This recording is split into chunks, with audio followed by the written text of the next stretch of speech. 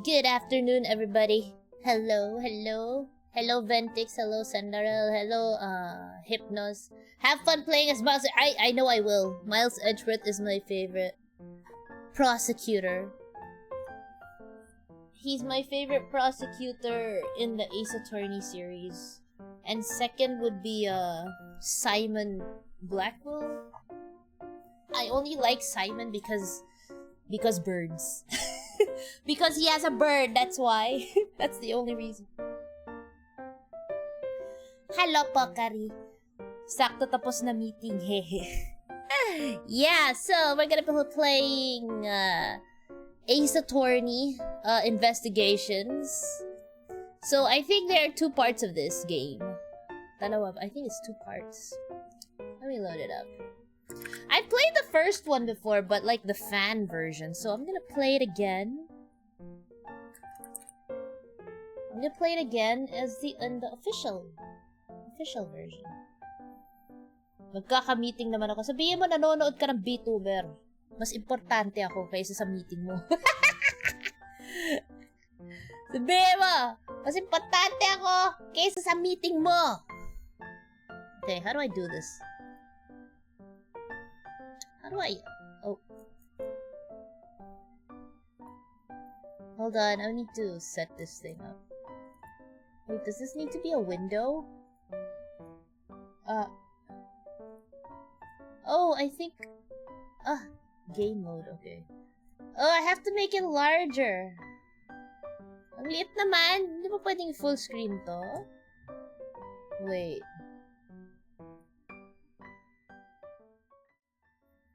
Today anime girl. Yes, that's true. What? Do I need to? Nah.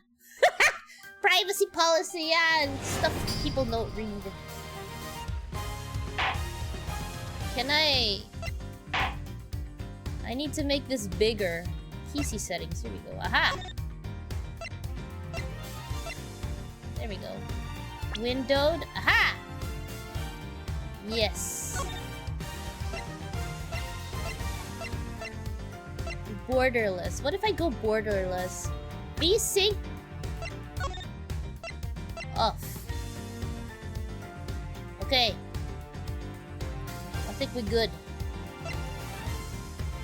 Ay, lumaki. Ang laki naman masyado. Wait lang.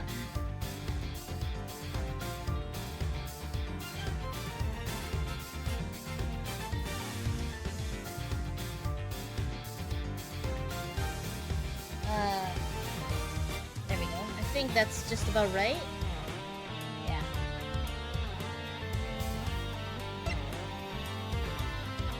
How's the volume? We can lower it a little bit. I think we can lower it. There we go. Hey, we can go. Look at this. We can pick HD or like pixelated. What do you guys want? Do you guys want classic pixelated or do you want high definition?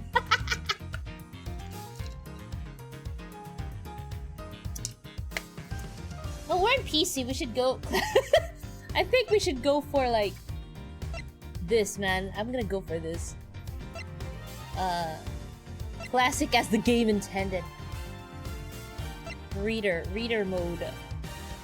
Automatic? No, make it fast. I read fast. Gotta make it fast. I like that you can change the screen shaking. The screen shakes. Ugh.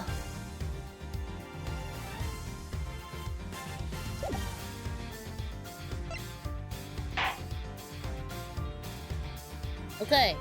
Alright. Okay, we're gonna start from the first game. I think. Wait. Is that episode select? Oh, this is from the old... Yeah, this is the... Oh, I think you have to play like the first... Ito yung ano, this one I have not played before. Okay, we're gonna go for the first one. We're gonna play the first one. Hello, Wendell. Hello. Oh, you get an achievement for playing with the HD chibi characters instead of the pixelated. Or maybe there is one with pixelated. I am drinking. Okay, guys. By the way. Oh wait. Let's read this first.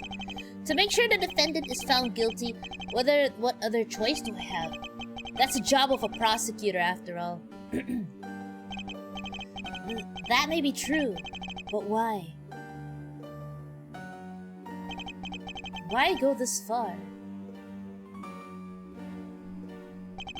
Sorry, maybe I wasn't clear enough, but a guilty verdict is all that matters to me.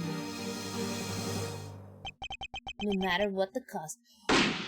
That is so Manfred von Karma.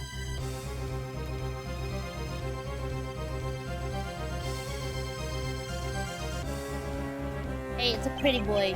I'm a prodigy among prosecutors. This is so von Karma. I always have and always will be.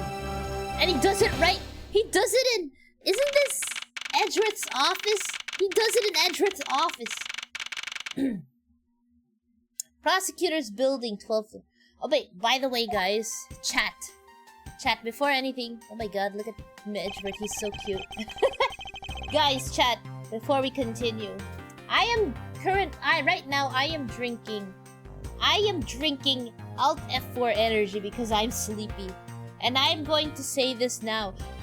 If you guys want an energy drink that doesn't bloat you, buy Alt F4 Energy on Shopee. You can find them in Shopee. This stream is not sponsored by Alt F4 Energy, by the way. I'm just saying support Alt F4 Energy. They need to get out there more. This is like one of the tastiest energy drinks. This is one of the taste. They have like multiple flavors, and I think they're gonna have more. Like they have orange, calamansi. They have this blueberry or raspberry flavor, which is called Raspberry. And then there's like a melon flavor. And then there's iced tea flavor, red iced tea flavor. And I think that's their flavors. Yeah. So you get. I think they're gonna have more. They're gonna have more. So go buy. or you wait until they come up with waifu cups. Wait for them to come up with waifu cups, and you can get your own waifu cup. Soon to be sponsored. I don't know, man, but I like their energy drinks. And if you like an energy drink that's not like a soda that makes you bloated, get Alt F4 energy drink.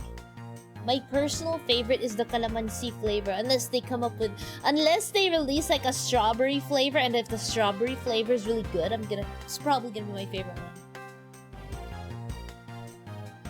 Gonna turn the cups into jars. Bucket out! Bakari ano yan? Hello, Ming Ming Scarlet. Hello. It's almost like she's reading from, not reading from a script. This is all me talking. It's me. This stream is not sponsored. I'm just saying, if you want something, if you don't like coffee like me. Oh my god, I forgot to do something. Hold on. I forgot to turn on one thing on my stream. If you don't like coffee and you want an energy drink that isn't soda, Alt F4 is the way. Okay, I forgot to put this on. There we go. That should be right. Wait.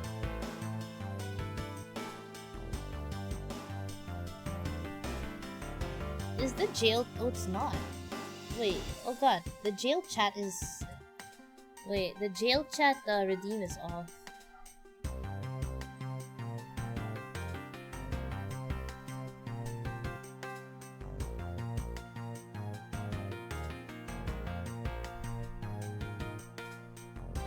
Hold on.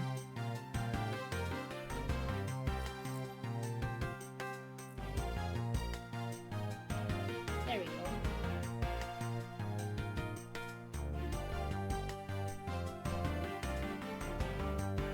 Okay. Imagine my bagong flavor, Shiori Strawberry. Alright. I hope Detective Gumshoe has been keeping an eye in my office and keeping it clean. The door is unlocked. Detective Gumshoe! Huh? What's this smell? It's very familiar. Blood? All these things happen inside his office, yo. Look at his face. What the? Dead body in his office.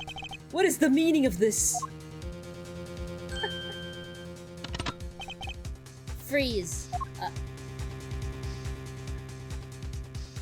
Eh, may kalbo sa likod niya. Identify yourself.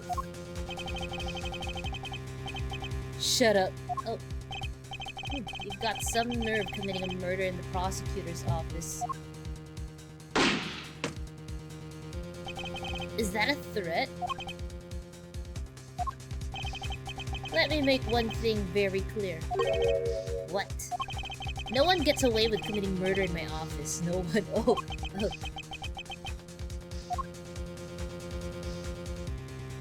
Oh, he just leaves. My name is Miles Edgeworth, and I work as a prosecutor in my local district. Little did I know that upon my return home after a month abroad, I would be thrusted into a multitude of cases and some very frantic and busy days. Hey, look at the graphics of these characters. It really is high definition. Cool. I finished photographing the victim's body, sir. Very well. Please continue your investigation. Yes, sir. Okay. There's a safe behind it. Ah! Oh god, it's gone too. Mr. Edgeworth, sir, are you okay, sir? Keep it down, detective. This is a crime scene. When I heard that a murder had taken place in your office, I ran up here straight away. This is Dick Gumshoe. He's a detective with the local precinct, and the one day assigned to handle this murder case for the time being. You're looking a little pale, sir. Are you hurt? No, I'm perfectly fine. However, look what they did to your office. It's totally trashed. I'll say the culprit sullied my floor with dirt rather well. No one gets away with tracking mud into my office. Whoa, sounds like you're getting really burned up over this whole thing. This crime was committed in my office, so it is my responsibility to solve it. Ho ho, that's just like you, Mr. Edgeworth. Okay, time to do some investigating. Agreed. Our first course of action is to gather relevant facts and leads. We must not overlook anything, no matter how small, if we are to find the truth. So I'll keep any leads or information we find etched in the forefront of my mind. Oh, he doesn't use paper. He doesn't use a notebook. He doesn't use a pen and paper. He just uses his brain to store information. Is this guy a robot or something? He is AI. Miles Edgeworth is AI. Speaking of things that pique my curiosity, why of all places did a murder occur in my office? Is it really coincidence that the murder took place in my office? He's a database. See, he's just storing it in his head. He has like a freaking storage space on his head for these things. I get the nagging feeling that this is something important to keep in mind. Yeah, I was wondering that myself, sir. I mean, you can't really say it's just a coincidence, can you? No, not really. Especially because of this. Oh, there's keys. The key to your office?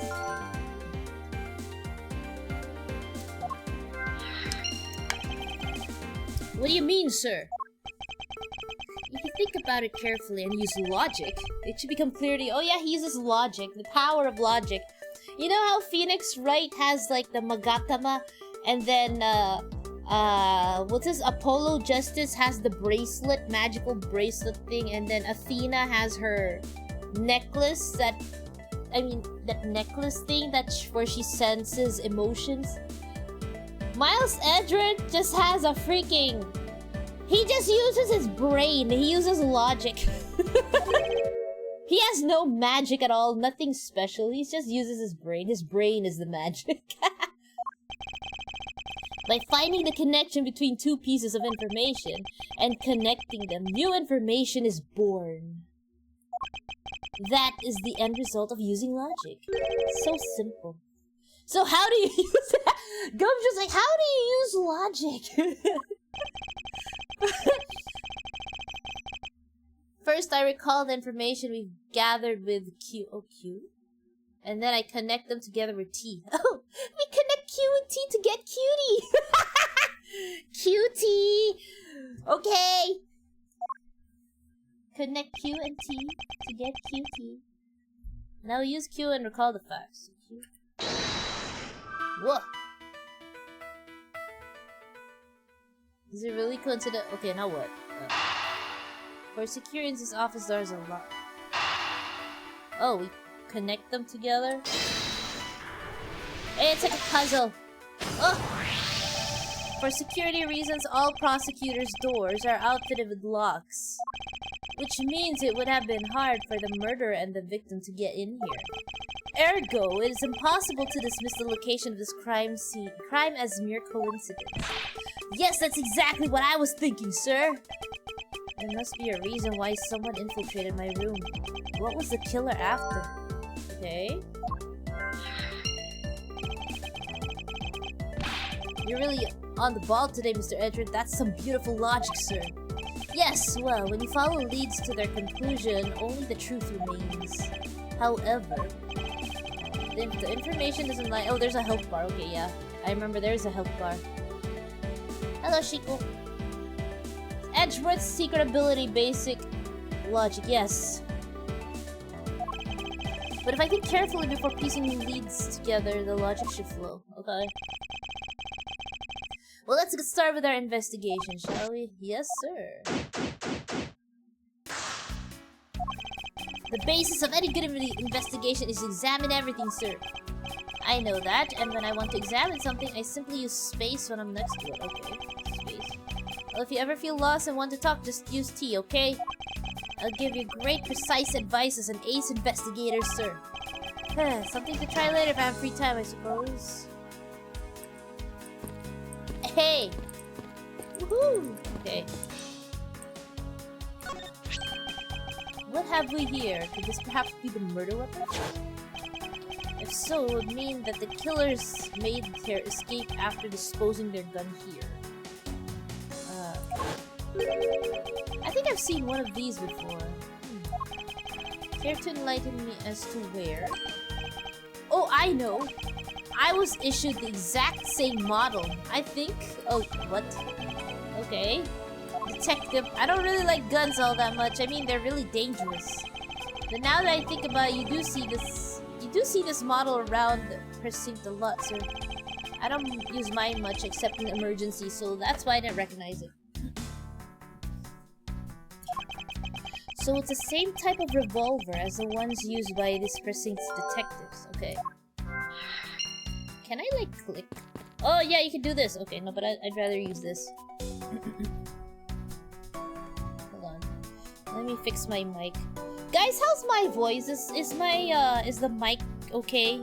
I just want to make sure that you guys can hear my voice when the mic is from this distance. Hello, Rice, Circel, and Shiko. I gotta let you know that I have school tomorrow. Oh, okay. The mic's good. Okay, that's good. Just gotta make sure...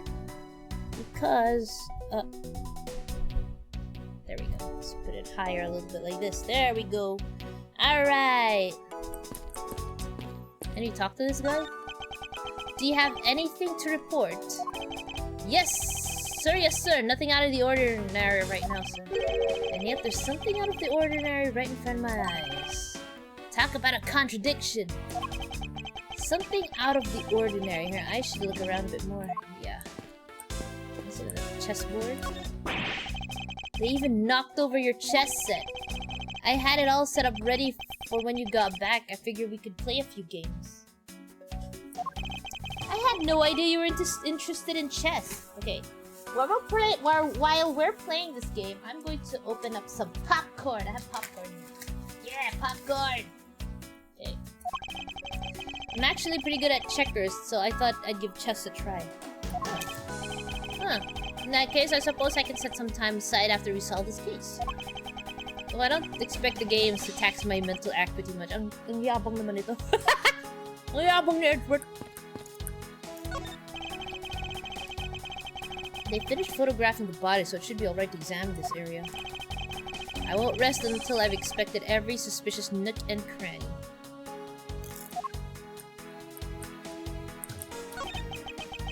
What do we have here? Hello, Eman-kun! Hello, hello!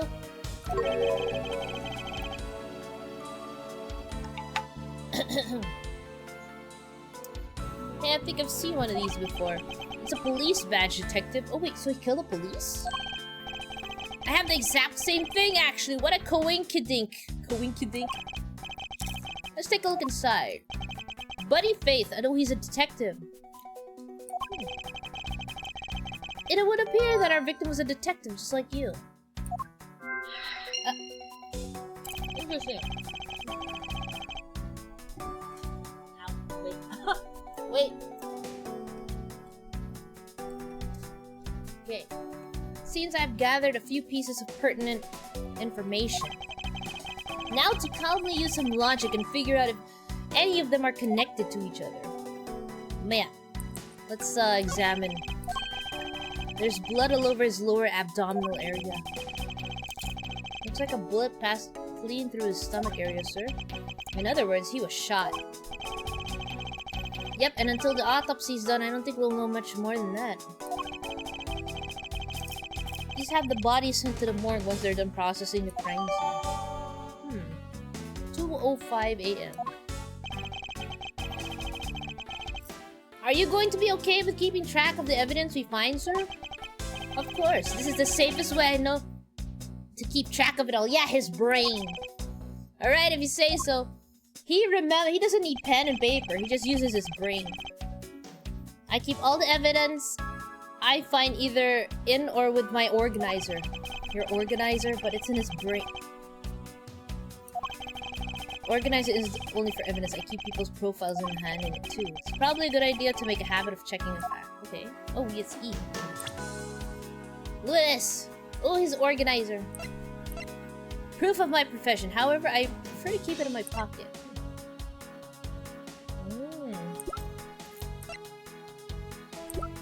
Okay. I think that's all. Books. Your files are all over the floor, sir. They probably fell during the struggle between the victim and his killer.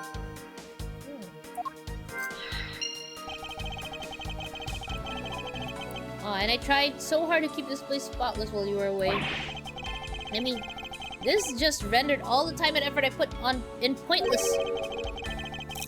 I don't recall ever asking you to clean my room. Well, I water the flowers every day just like you requested, sir. I just added cleaning to the list as a weekend special. For about half a day, every Saturday, I'd come in and clean this place until it's sparkling. Does he does he have a life? Oh my god.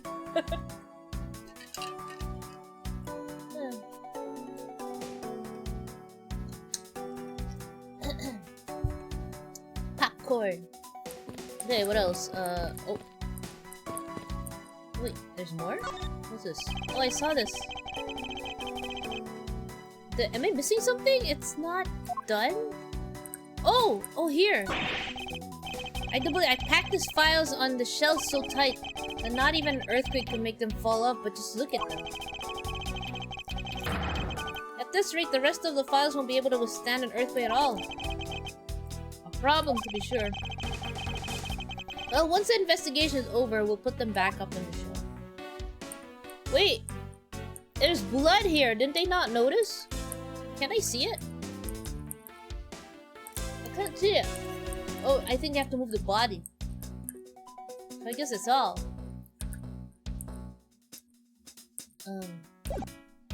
Yeah, okay. Ah, watch out for the teacup fragments there, sir. That killer's going to pay. This tea set. Oh, you're really mad over this. This tea set is very dear to my heart and can only be bought in England. It costs me more than your whole month's paycheck. What? Now I feel like the killers wasted one of my monthly paychecks. Okay, what's this? It's been a while since I've sat in this desk. Oh, how I've missed you. It's so tiny that it looks newer than when I first bought it. Oh yeah, that thing's so polished that it makes mirrors jealous. Don't tell me you had no other work the entire time I was away, detective. My job is to protect your officer. And you did such a good job protecting it that a murder occurred. Oh man, ang sakit naman. I have to admit the desk has never looked better, so I guess I can't dock his pay. Well, when I see Edgeworth, I see Gumshoe. Oh, it's this thing. It's your trophy, the Knight of Prosecutors, right? King of Prosecutors. It's not a trophy, it's a shield. I have to go to bed now, remember. Okay, good night, Chico. They only send us to the winning prosecutor, right? Yes, but I have no real interest in the perceived worth of other people. As for my own worth, that is something only I can determine for myself. That's so slick, sir. I'm gonna have to try saying that sometime. Unfortunately for him, his monetary worth is tied directly to his worth. Bruh. Okay. Oops. Oh no. How do I... Oh god, I accidentally... Wait. Oh! Steel Samurai. Well, it's a good thing my Steel Samurai doll was spared any harm. Speaking of which, I still haven't actually sat down and watched any of that show. What's it about again? Oh, he's in a... If I remember correctly, Miles Edgeworth is a closet otaku of Steel Samurai. Well, I don't know much about it myself, but the hero of the Steel Samurai, he doesn't know much about it himself. What a liar. What a liar. He knows a lot about it. The hero of the Steel Samurai, warrior of New Old Tokyo, is the Steel Samurai. And his goal is to defeat the evil magistrate. It's a show geared towards kids. However, its high production values and riveting plot draws in a number of adults as well. Yeah, just like him. This is like... It's like... Steel Samurai is basically the Kamen Rider of this universe, you know, of the Ace Attorney universe. It's supposed to be a kid show, but then it attracts adults. Spin-offs like Pink Princess, Warrior of Little Old Tokyo, and the Nickel Samurai, along with the deluge of merchandise and even a new stage show gives his presence. You sure know a lot. Are you sure you're not some Are you sure you're not some sort of rabid fanboy? Of course not. Anyone that keeps up with society knows at least this much. He almost got caught. And that conversation lasted longer than expected. Let's return to the investigation. Yeah, he's a closet otaku. I think like towards the end of this game, you will like see how much of a fanboy he actually is. Is this yet another batch of fresh flowers? The ones that come with a card attached every month like clockwork for you? Yep. Speaking of that, let's see what's in the card this month, sir. All will be resolved. Wendy. Oh god, Wendy Oldback. Oh, Miss Irony, how painful are thy thorns. Wendy, isn't that the name of that old lady with the whiny voice that stalks? She stalks him? That's enough, detective. You need not remind me further. Wendy Oldback. Oh. How's it coming along? Please, I need absolute silence. Fingerprint lifting is a delicate art. Well, I never. Okay. I hope we can solve this case quickly. I'd like to return to relaxing on the sofa. That thing looks a billion times softer than my mattress at home. Can I sit on it too, just for a little while, sir? Detective Gumshoe. You know I can't allow that. Until this case is solved, neither of us has time to spare, let alone rest. You're right, sir. I'm gonna work hard and be a real trooper to the end. Even once this case is over, I don't think he can afford to take any time off. Oops. Ah! Shoot. I accidentally talked to him. Drastic Sketch. Hello, hello. Welcome to the stream. I think did I explore everything? I think I did. So I think I need to do the cutie. The killer's goal. Why did this happen in my office? What was the killer after? According to his badge and ID, Buddy Faith was interesting. My files are a mess, pointed to a struggle between the victim and the killer. Okay.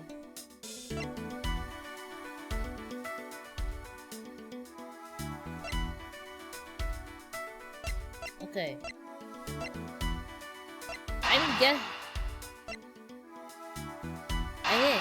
Can I connect this? Can I connect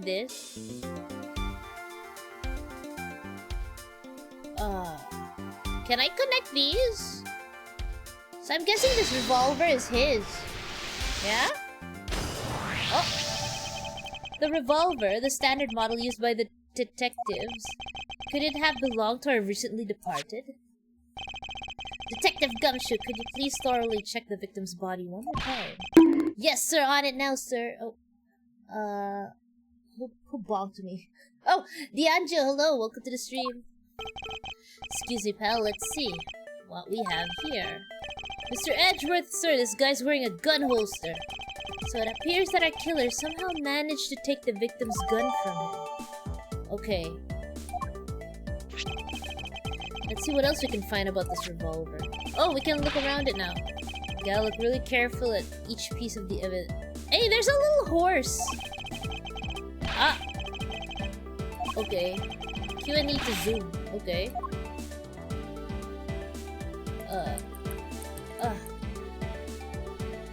There's a little horse. What do I look at? Oh, let's look at the... Oh, there's one shell. One round fired. So the killer killed the victim with just one shot after wresting the gun from him? Sounds like the guy knew how to handle a gun, huh, Mr. Edgeworth? We have no proof for now, but that is a distinct possibility. I guess this is about all we're gonna find out. Should send a body to Jim! Oh. Why, how could this have happened to a guy like... Hey, isn't this the murderer? Isn't this that guy the murderer? This pretty boy? Okay. Are you alright? Don't touch me. Leave me alone. Just let me be. Sorry, but I can't do that. The investigation is still ongoing, so please refrain from touching the body. The body? The body? Don't talk about him like he's some lump of flesh. Basically, he is. He's dead. Look at him. Jim looks like he just turned in for the night. I'm sure. Just in a blood-stained suit, pal. What is this? Where are my manners? He's wearing a medal. What? Aren't you that prosecutor?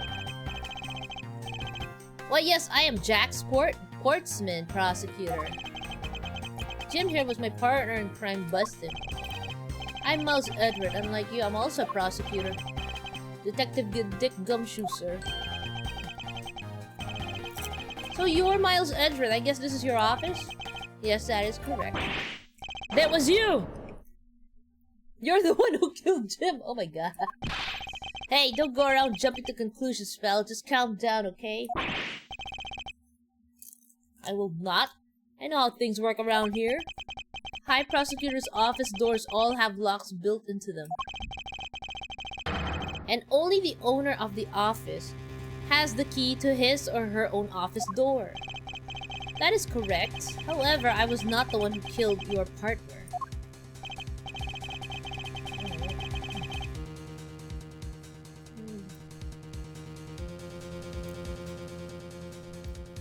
Yeah, Mr. Edward has been overseas on a business trip this whole time, pal. And the key to the door was with me the entire time, okay? So the only one who could have gotten here was... he just incriminated... Gumshoe just incriminated himself. What the hell? Wait, that means... I'm not sure what that means. Oh my god. So it was you then. You're Jim Schooler. No way, pal. You got it all wrong. Everyone calm down. Mr. Portsman, correct. If you're a real prosecutor, you should know how to stay collected. The investigation has only just begun. Isn't it too early to be drawing conclusions? Alright, I get the point. Alright, my mistake. I tend to get a little too hot-headed sometimes. You sure are one cool customer though, Mr. Edward. I've heard all the rumors about you. You're the great genius prosecutor. You're something of a legend, you know. Anyway, let's call a truce and work together, okay? Now, how about a handshake to seal the deal? A pleasure to work with you. Your guys were conducting your investigation, right? Sorry for barging in like that. Carry on, man. It's your room after all. Thank you. I intend to. I just want a little more time to say goodbye to Jim. You there! Sir! What? I want you to capture the scene on film for me. What? My final farewell to my partner, Jim. Oh my god. He's taking a picture with a dead body! I should probably give them some space. Oh! That means I can look here. Your jacket, sir. What's it doing on the floor? It must have fallen off the wall when the killer tried to threaten me by firing a round. So the killer not only shot the victim, but they shot your jacket as well. They dared to shoot the ultra special jacket that made you prosecutor debut in? What if they had shot through it?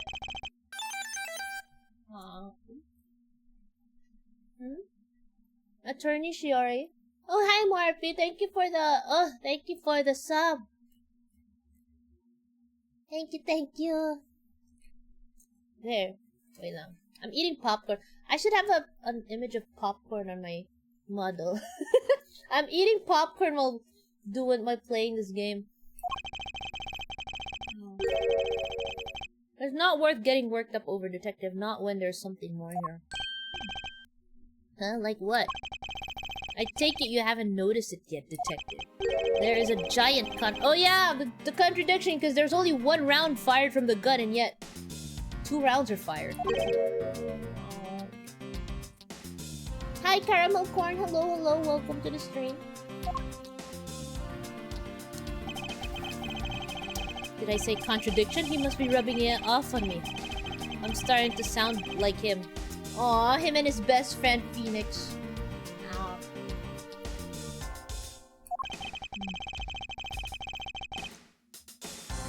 But I have my own methods, and I will conduct this investigation my way. When the scene before me contradicts a piece of evidence or seems off, that's when my deductive skills come into play. Okay? First, I have to find the spot that holds the contradiction. What would be this? The bullet hole. Oh, wait, what? Wait, we got raided by... Wait, who raided us? Ah! Oh my god, how many momo is this? Kumomo. Thank you for the raid! Hello, raiders! Welcome to the stream! Hello. Hi, raiders! Thank you for the raid! I am, for those who don't know me, or if it's your first time seeing me, I am Shioripon. I am an isekai rogue surgeon VTuber and a surgeon in real life. Right now, I actually have 2 versions of this model. Right now, I'm just wearing the casual outfit. That's why I look like this. But yeah, I play a variety of games. I also stream on YouTube, like, at least once a week. I do medical education streams there, but majority of my streams are here on Twitch. How are you enjoying the game? I'm enjoying this. I love Ace Attorney. It's like one of my favorite game series. But I have not played like this one. I played everything else, but not this.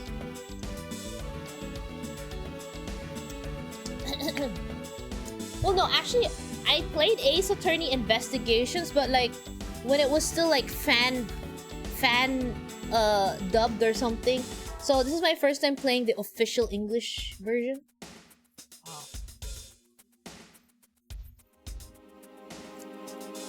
Sailor Venus loves you. Thank you for following. And also, thank you for following also. Thank you, thank you. Alright, let's continue. I'll let you make popcorn. Ow. When I spot something is off, I should point my cursor at it and press T to convict people. And when I have found sufficient proof to prove the contradiction, I present it. Okay. This is how I do things. Oh!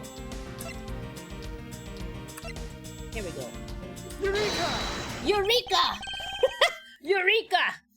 This bullet hole is the contradiction. What do you mean, sir? It's elementary. 2 shots were fired in this room. The first felled the victim, and the second felled this frame. Hey, that's right!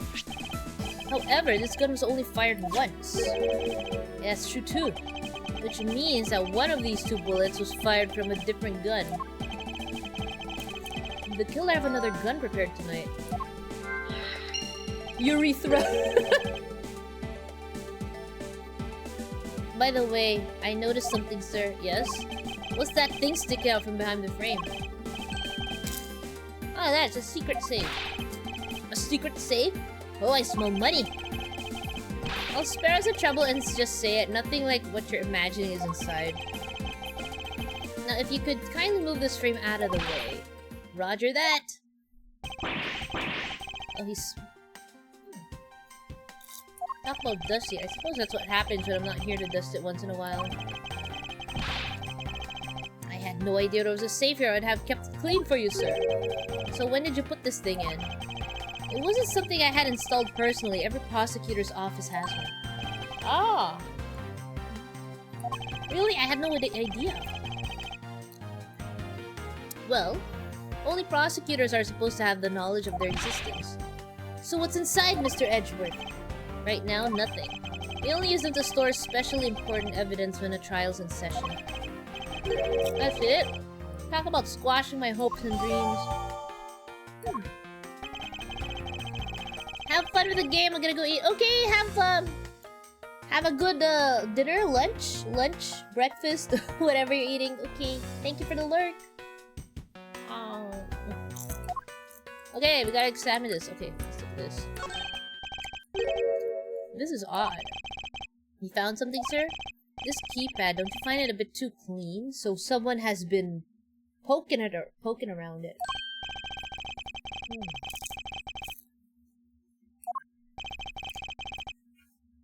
You there, the forensic scientist. Yes, sir. Could you please dust this area for fingerprints? You got it, sir.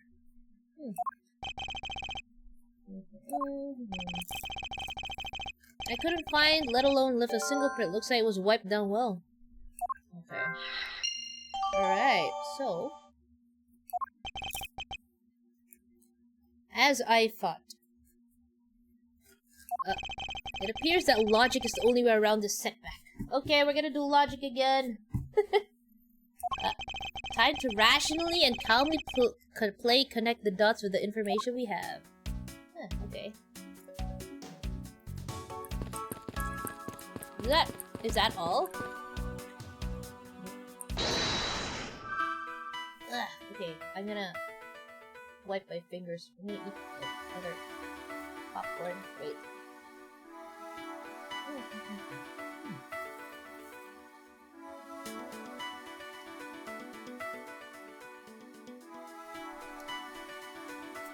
Okay.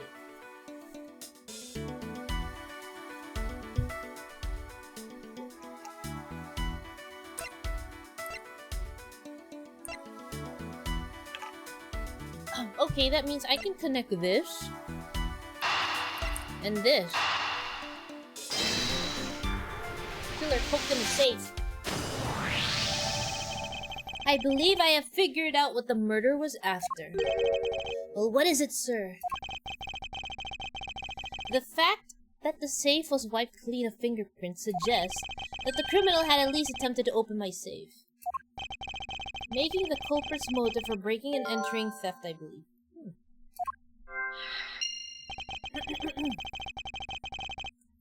I wonder if knowing that the motive behind this break-in was theft changes what the other pieces of information can tell me about this crime.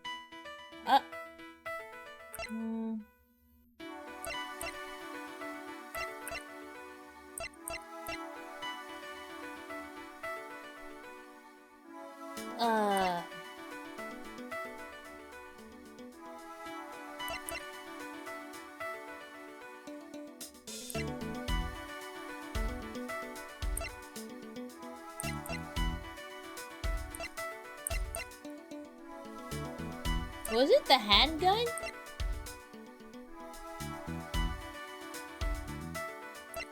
You wanted to steal something, so I get this sign of a sign of theft? I don't know, is this it?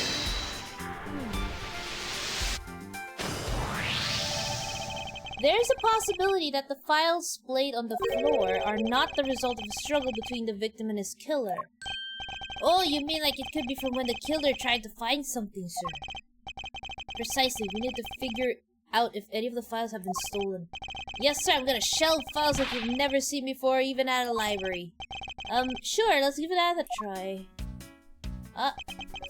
Why do all the good ones die young? Surely, you must ponder that every once in a while, Mr. Edgeworth. I'm gonna close up my popcorn.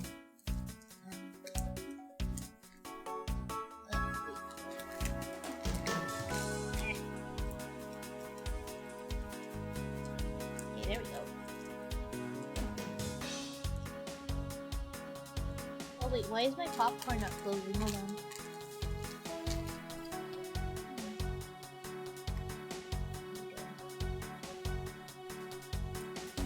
There we go. Okay.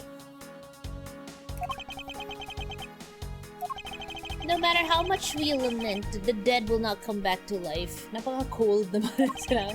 All we can do is search for the truth. And, so what are we supposed to do? How do we go about finding the truth? First, we calmly restore the files to their rightful place. Got it, here, let me help. So this file goes here, and that one goes there. You sure know a lot about where things go, despite being Mr. Edgeworth's office. Because I'm the one who keeps it tidy, pal, okay? Done. Oh. It would appear that the murder was definitely committed here. The bloodstains on the bookshelf are still fresh. I suspect that the victim was killed in a standing position, hence the prints on the shelf, and then the guy fell into the floor, right? The blood on the floor is kind of grossing me out. Detective, I don't have the time to deal with your weak stomach right now.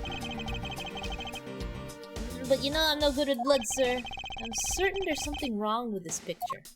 Okay. Let's examine. The victim's handprints. He must have tried to support himself with his hands here after being shot. There are prints on the floor too. It must have been when he was unable to stay standing, he dropped to the floor. But the bullet is up here though. The victim was in a sitting position here after being shot. Oh, so that's why the seat of the victim's pants has blood in it. That would be the logical conclusion. Have a great stream, Shiori. Okay, thank you. Ugh. I put them all back just as they should be, sir. Doesn't look like anything's missing. Although it does look like Killer moved the body to flip through my shelves. I wonder if they found what they were looking for. Oh, gotta look at this. So this is where the bullet lodged itself after it went through the victim, huh? For the bullet to be lodged so squarely in a file spine indicates that the files were ransacked after the shooting. had occurred. Then I guess the victim was moved because he was in the killer's way. Okay. What else? What else we got? Oh. The killer moved the body because it was leaning against the bookshelf. The blood in this guy's pants proved that pretty well. In a sense, I suppose. See, I'm not completely useless, Mr. Edgeworth. Oh, we gotta deduce, I'm guessing this.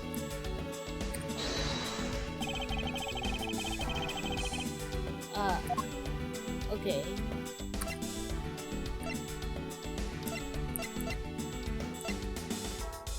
This one. Eureka!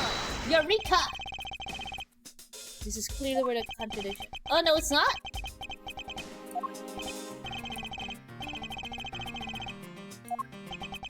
I was wrong. No, Mr. Edward, sir. It'd be nice if you just admit when you're wrong. Okay, wait, what?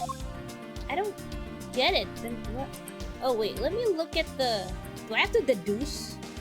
Oh wait, do I have to like this? Oh no, I don't. Oh, never mind. Nope. It's this.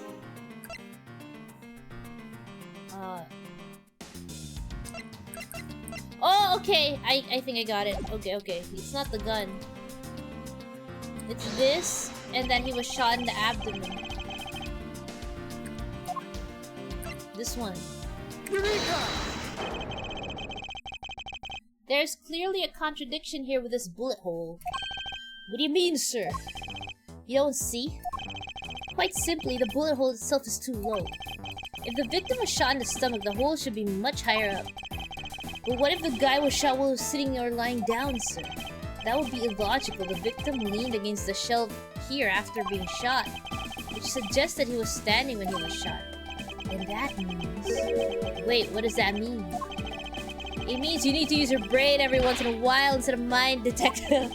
In any case, it means someone made a faulty assumption. And it was from this mistake that our current contradiction was born.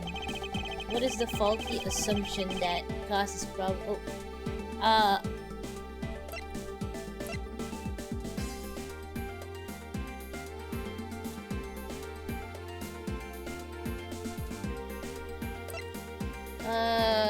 Position of the body?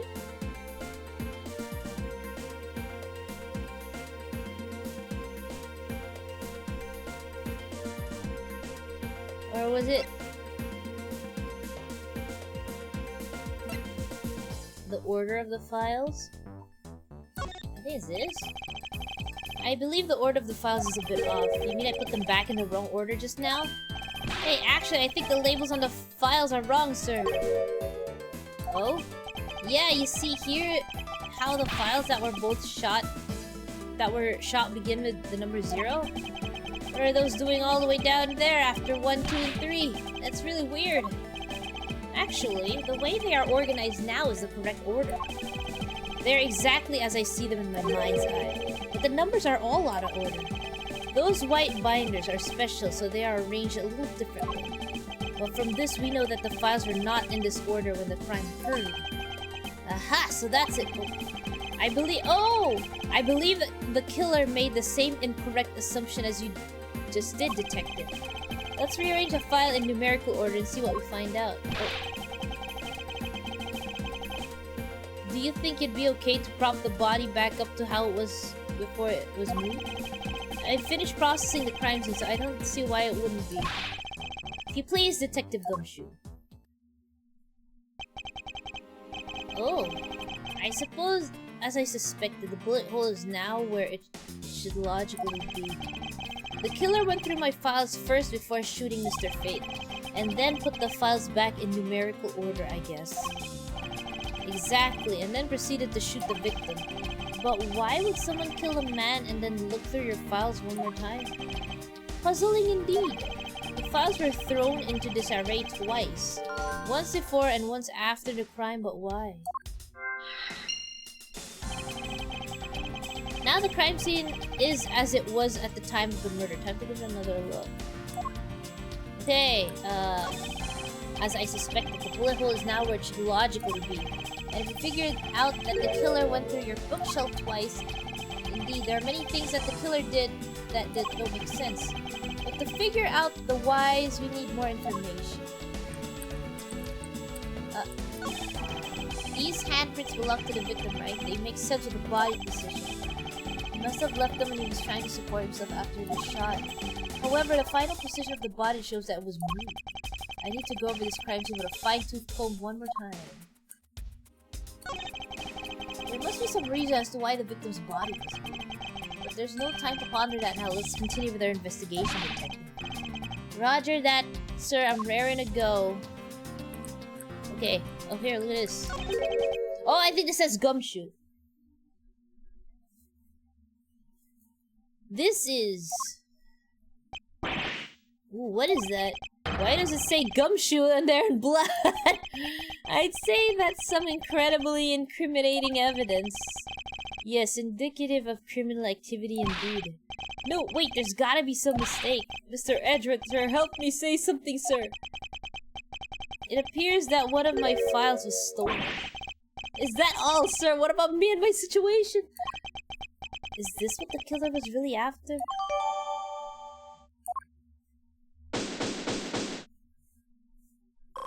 Oh, I healed. Nice. Looks like Jim was able to leave us the name of his killer in the end. And this most important message managed to reach us. I'm telling you, it wasn't me. You can't be terribly pleased to hear that your beloved partner is the guilty party. If you are going to accuse Detective Gumshoe of being the culprit, I sincerely hope you have some proof to back it up. Oh! Oh! Jim's words. They're more than enough, wouldn't you say? If that's how you want to play it, then at least allow me to understand your reasoning. You got it. Oh! This is all... a battle of wits!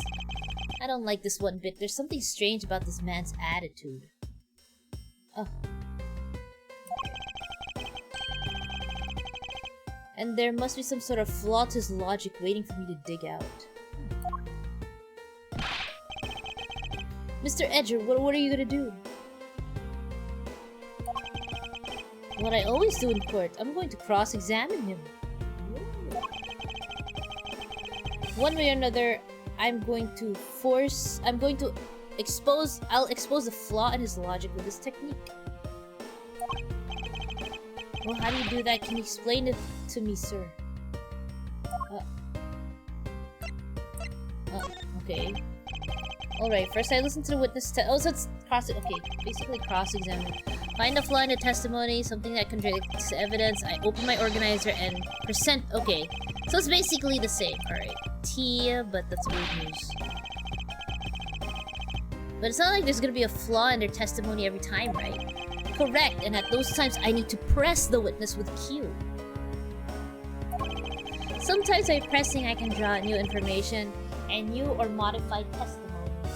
I think I get it, sir. I'll be sure to try this technique out during investigations too. Very well, I'll even show you how it's done. Now watch carefully. Oh. Mr. Portsman's logic.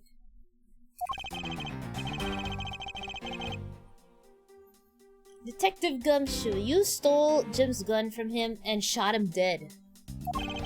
Furthermore, you messed up the files to make it look like you had committed theft instead. That's when you moved Jim's body that was sitting in front of the bookshelf. But thanks to that, you didn't notice the bloody letters his body was hiding. And it will be by his final words that you will be brought to justice. You intend to argue that the victim's dying message points to his killer? I can hear Jim's voice, and he's calling for his killer's arrest. Are you sure you're not mishearing his words, Mr. Portsman? There's no way Detective Gumshoe is the culprit here. I will find the flaw in this man's logic and expose it with credible evidence. Yeah. Okay. Do I just press him? Further, you missed the files to make it. Okay, I think... Voice schizo, he's hearing dead voices.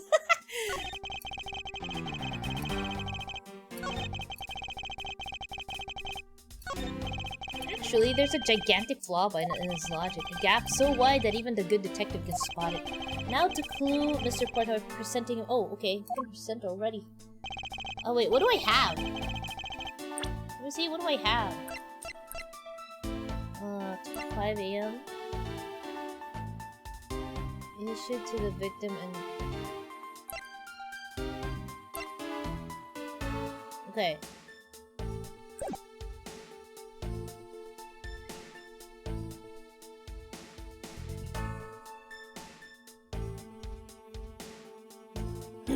You stole Jim's gun from him and shot him dead.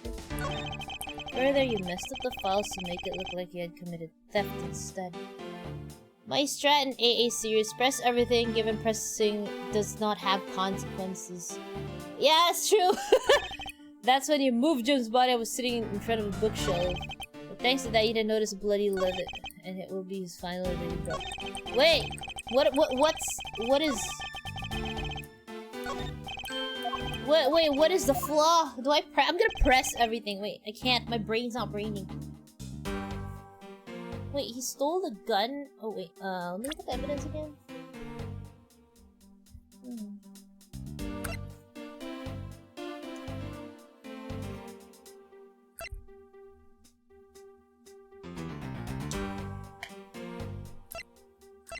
Oh, this one.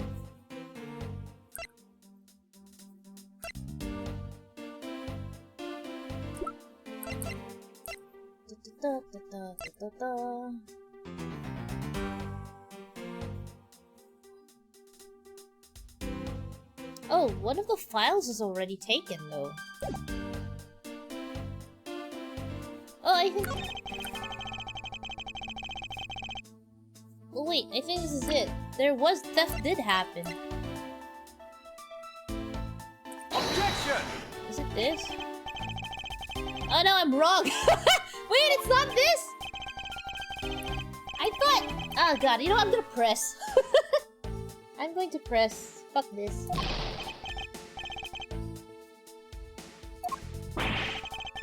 This is... Oh my god, Gumshoe, please stop putting salt in the wound. Okay. I'm gonna press, like... Let's press everything. Right. Okay, press. This is what happens if I press. You know, there's something I've been meaning to ask. What is it? Why do you call the victim Jim? When clearly his name is Buddy Faith. Isn't it obvious? Jim is the perfect name for my wait, what? Jackson Jim. Jackson Jim! Don't those two names go together like peanut butter and jelly? But Jim isn't even close to the real guy's name. The guy's real name. Well, Jackson Buddy just sounds off somehow. Besides, he was the third of a bunch of guys I decided to nickname Jim. Wait, he talks like he names other people Jim. Jack and Jim went up the hill. Further, you messed up files. There. Hold it! Do you really think it was necessary to dishevel my shelves twice to do that?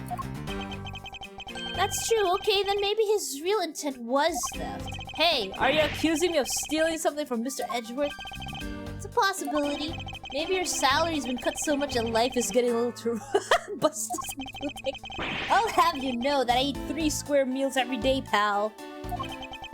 Okay, so all 3 of them happen to be instant noodles, but oh god, I feel bad for him. Poor thing, what an evil prosecutor you were paired up with. And what a motive, no?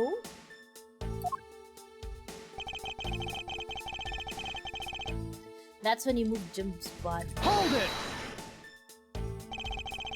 And why would Detective Gumshoe do such a thing? Because the body was getting in his way. He had to mess up your bookshelf somehow, right? Anyway.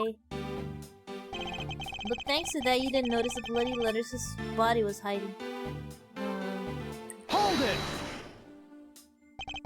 Why do you think that the killer didn't notice the bloody letters? Oh, okay, I see the contradiction now. It's this one. The body was covering it quite well, wouldn't you say? That's how he missed it. But judging by what I've seen, it doesn't take much for your detective to miss something. Who do you think you are? You know nothing about me, pal. There's a lot a person can understand about another from first impressions alone. Can't say I disagree with him on that point. Why don't you say something, sir? Not you too, Mr. Edgeworth. Despite his lack of attention to detail, I don't believe the detective to be the culprit. Nobody could have overlooked the bloody letters, and I can... Yeah, it's this one. It was this statement. I couldn't ask for a better setup for the game finishing speak. And it would be by his fans that he would have brought to just... No, okay, it's this one. It's this one! Because... you don't miss this. Objection! There we go. Hey, I got an achievement. Perhaps you're not aware, Mr. Portsman, but there is a serious flaw in your logic. Bringing a bit of courtroom into this. I see. No problem. I'm game. I can't help but find it odd. Excuse me. Odd that a fellow prosecutor would be brought down by the power of his own office. What are you talking about? Oh, you're joking. I get it.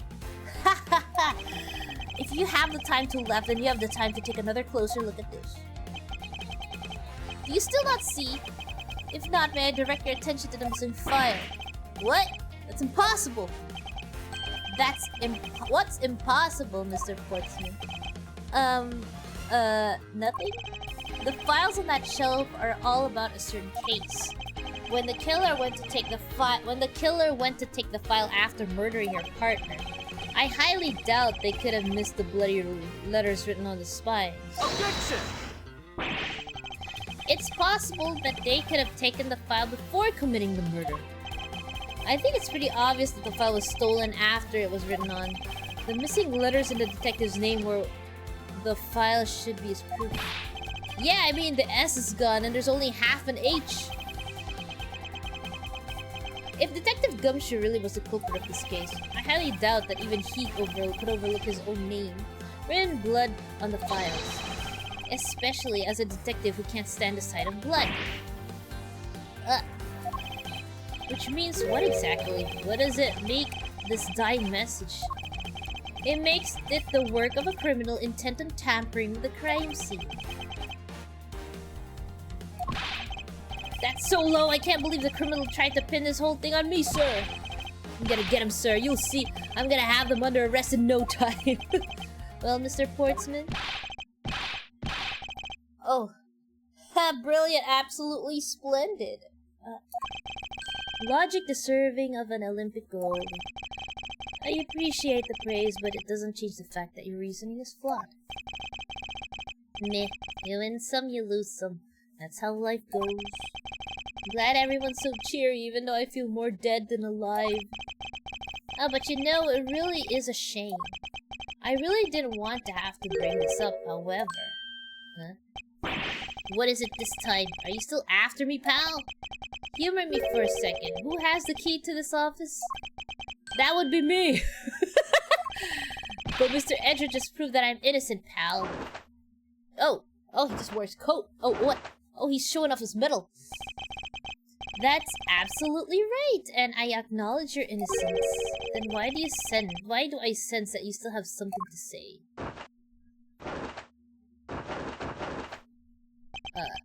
Well, I was thinking, did you know there is one other person with the key to this office? One other person? Hey, you there! Yes, sir, what is it, sir? Oh. Would you kindly fetch and escort that lovely young lady here for me? Eh? A lady? Oh, wait. Oh, thank you for the hydrate. Drink Alt F4. Every stream I go in has a better GPU than me. Oh, hello, J King, hello. Steve, did you make it? 10 push-ups, every wrong guess? No! The girl is a member of this building security. Think of her as a material witness. Security? Did you say security? No, stop it, pal. Don't. What's wrong with him all of a sudden? Wait, what? Oh, it's Maggie! I believe she needs no interest. It's Isn't that Maggie? I have called upon... Yeah, it is. It's Maggie Bird. A member of security. This is the girl. She has a... Gumshoe has a crush on this girl, if I remember correctly. Detective Gumshoe, sir. Maggie. Mr. Bird is the security guard on watch tonight. I see, and your point is? My point is that she could very well have used it. And by it, I mean the master key. Oh! Which can open all office doors in this building. Oh, so he's gonna pin it on her. What? If you are not the guilty party, Detective Gumshoe, then the only other person with access to this room is Miss Bird. How dare you? I would never sneak into someone's room. That's right, I refuse to believe that Maggie's the culprit, pal. It was me. That's right. Oh god, he took the blow. I did it. Can we take that as a confession, Detective? Well, it wasn't really me, but it definitely wasn't Maggie, pal. So yeah, it was me. If it was, you'd have no problems with that, right? Oh god, he just folded. Maggie cute though, so I can't blame Gumshoe. Please refrain from flying off the handle, Detective. There's no need for such theatrics. Listen to your boss, Detective. He understands what I'm saying here. It makes me want to buy Intel B570, but then it's kind of worthless upgrade. It kind of has an extra 2 GB of VRAM. Oh. Bro's a full blows. That girl's the only one who could have committed the crime, and for one simple reason. Oh, we're gonna cross-examine him some more.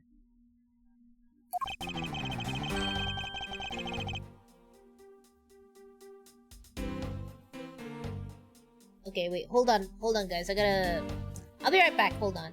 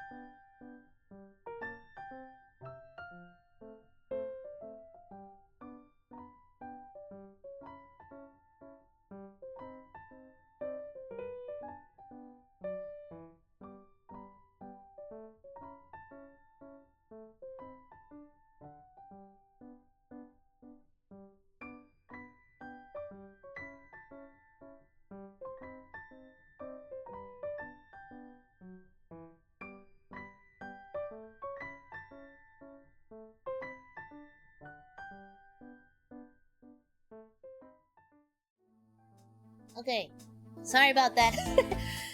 Okay, it's pretty obvious that Miss Bird snuck into your room using the master key. Oh. I mean, if Detective Gumshoe isn't the one who opened the door, then that leaves only Miss Bird as our prime suspect. On top of which, he knows our good detective, doesn't she? Making it all the more probable that she was the one who faked the dying message. So you're saying she used the master key? Oh, okay. Incredibly incriminating evidence, wouldn't you say?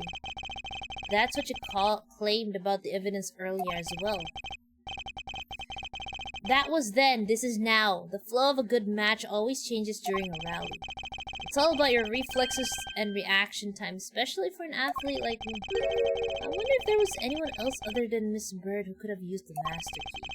It seems like the only way to get Mr. Portsman to give me more details is to press... Oh, this is when we have to press him. Alright, let's press every message, every sentence he says. Hold it!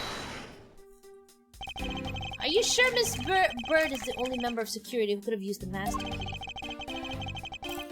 There's only one person on the staff at this time of night, and tonight she's it. Isn't that right, Miss Bird? Ah, hold on. Press spam for the way, yeah.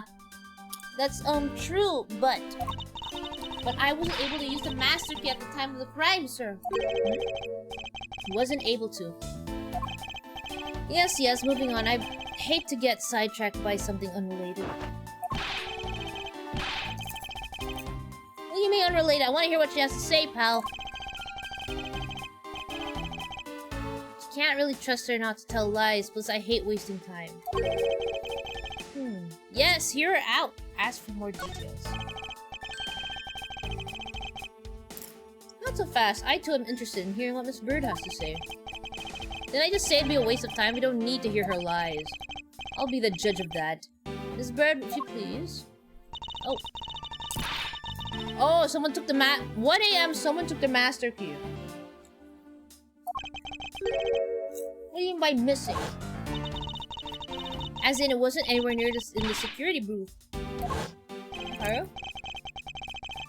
Mr. Portsman, I believe this to be an important piece of testimony. I can't believe that someone like you would be taken by such words. I'm not lying, sir. Objection! Oh, he's objecting. If that's the case, then I'd like to know why you have the master key now. I don't quite know, it just reappeared all of a sudden, sir. A likely story, and where's your proof that the key was stolen to begin with? I bet you just forgot where you put it and then found it again. I never lose things, I can practically guarantee that. With me, if something disappears, it's usually because someone stole it. Yeah, pal, trust me, you don't want to test it just how bad her luck is. Oh my god. Unfortunately, I can't deem this piece of testimony as conclusive. Glad you agree, Mr. Rashford.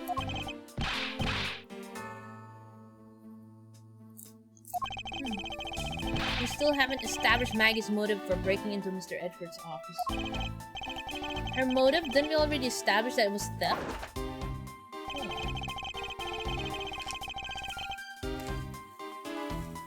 The culprit clearly went through the bookshelves and at least tried the safe. It is as Mr. Portman says, Detective. I can't ignore the fact that all the evidence points towards a motive of theft. But I'm done taking blows. It's time to counterattack with a few facts of her intent from the messed up shelves to the wiped down safe. Wait! Wait! Nobody's supposed to know about the safe. I think that's the one. Wait, let's see. Percent. Is it? Do I have... Aha! Only... Each prosecutor has one in their office. Only they know of them. So a prosecutor is... Okay, this is it. This is it. Objection! She doesn't know about the safe. Oh, I need to throw this. Wait, let me throw some trash here. From the popcorn that I was eating.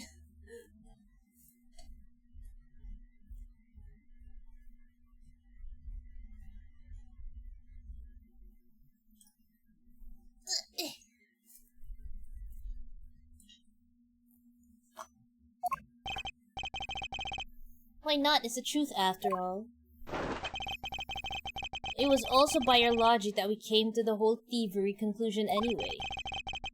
That may be, but you must also be aware of the fact that the safe is a secret safe, the existence of which is only private to prosecutors. Ah!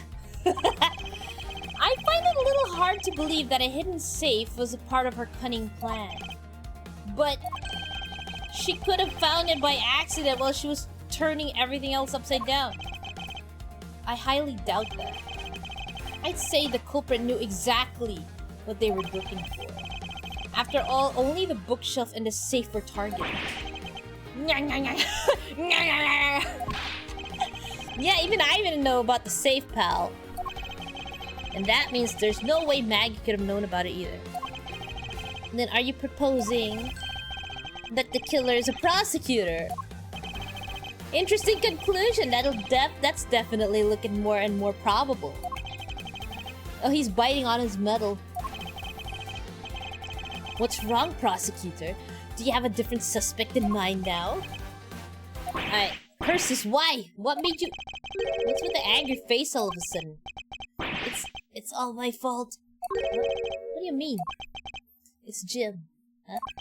He knew about the existence of the secret safes. What did you just say? We were partners, like inseparable conjoined twins. That's why I told him. I filled him on the secret safes. Then that means... Yeah, I know. I had only just told him too. Obviously, it was wrong of me to tell him. I still can't quite believe it. But the thief who broke into your room was probably Jim. Oh, he's pitting Jim. Now he's claiming that the victim was a thief. And you were simply trying to stop him, weren't you? Miss Maggie Bird. Excuse me? I mean, you are a security guard, right? That's your job. But killing is going a bit too far, even in your risk. Oh, he's cooking. What the? You're still accusing Maggie of the murder? Yes and no. I mean, she had stumbled upon Jim, who had probably drawn his gun. I get it. It was self-defense, wasn't it? No, I couldn't. I could never do something like that. Not even as a security guard, sir. Plus, even if he was a thief, he wouldn't have a key to this office. Which is precisely why he had to steal it, wouldn't you say? It was Jim who stole the master key. Pretty impossible for a supposedly stolen key to be here with us unless you retrieved it from Jim after you killed him. Mr. Portsman, are you honestly accusing your own partner of being a thief? I don't want to admit it, but it's the only way for everything else to make sense. Has he no honor? Now then, I think we're done here, and the investigation waits for no man. Would you people be so kind as to see yourselves out? You can't kick us out! This is Mr. Edgeworth's office! Ah, but I'm the one who's been assigned to this case. You are all suspects to varying degrees, and therefore ineligible to run this show. Listen, pal, how many times do I have to say this? Maggie can't be the culprit. Detective Gumshoe, calm yourself. But sir, we have no choice but to accommodate his request, for now. Thank you, Mr. Edgeworth. At least one of you understands. Now then, if you could remove yourselves from my crime scene, I'd be most grateful. Mark my words, Mr. Portsman, we will meet again. If that's a formal request from the legendary prosecutor himself, then I suppose so. Now, don't disappoint me, you hear? Oh, to be continued. Oh, yeah.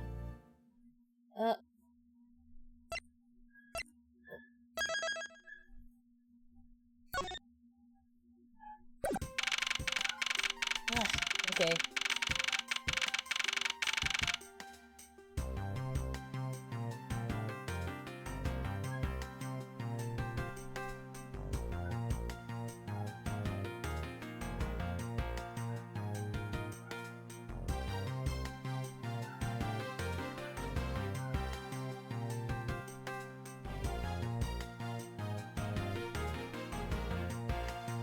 Hold on.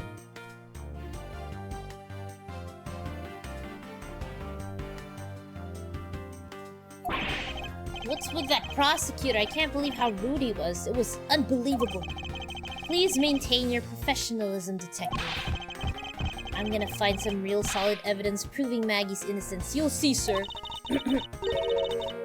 But we've been kicked out of the crime scene, sir. True. So then what now? Looks like my life's fallen into yet another gigantic ditch. Do not despair, Mr. Bird. We can overcome this as well. There are many other places and things we should be looking into anyway. Really, sir? For example, this hallway. The linchpin of this argument against Miss Bird is related to the master key.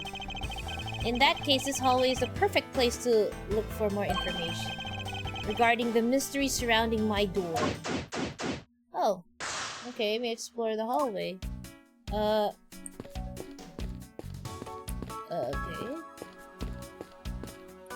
Why is there what? There's a basketball court, right? What is basketball doing here?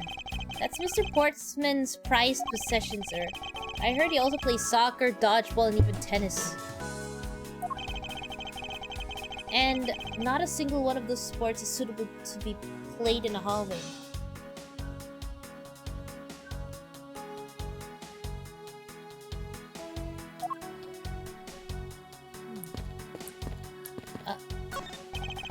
Is everything alright? Yes, sir. If you must know, I weighed myself this morning and I'm finally 154 pounds. Congratulations. I was asking about this hallway and this room. Oh, everything's okay, sir. A word of advice. Stay focused or you may start to lose even more weight. Bruh. Oh my god, it's Prosecutor Payne! Wait. What is a basketball hoop doing here?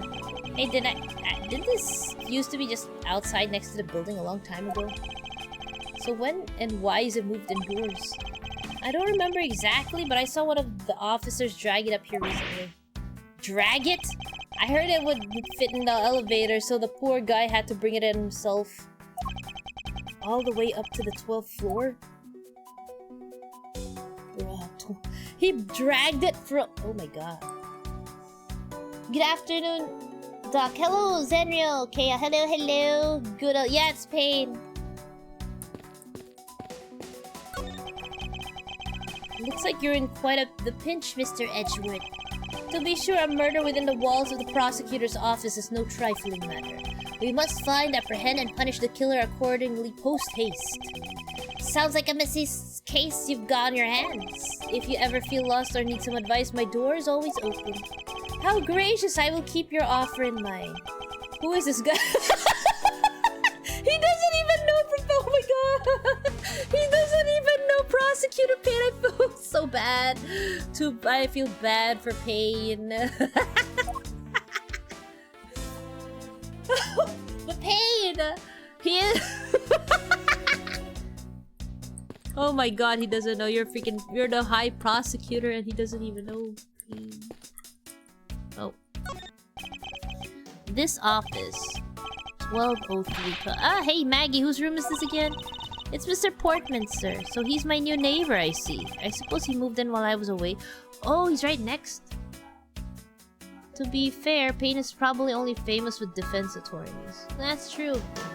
He's the rookie killer. He's the rookie killer, if I remember correctly.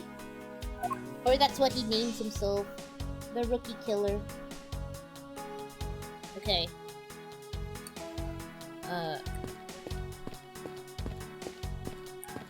Oh, hey, there's something down here. There's something down here. What is this? It's the file case. Isn't this that missing 0 series file, sir? No doubt about it. The bloody letters mark it clear as day. There seems to be a few pages missing. Oh. Our thief took only what was necessary and then left the rest behind. Okay. So what are these old files about, sir? I guess they've got something worth stealing in them, huh? Not particularly, it's just a collection of court case files, however. The cases within these files are not mine. Huh?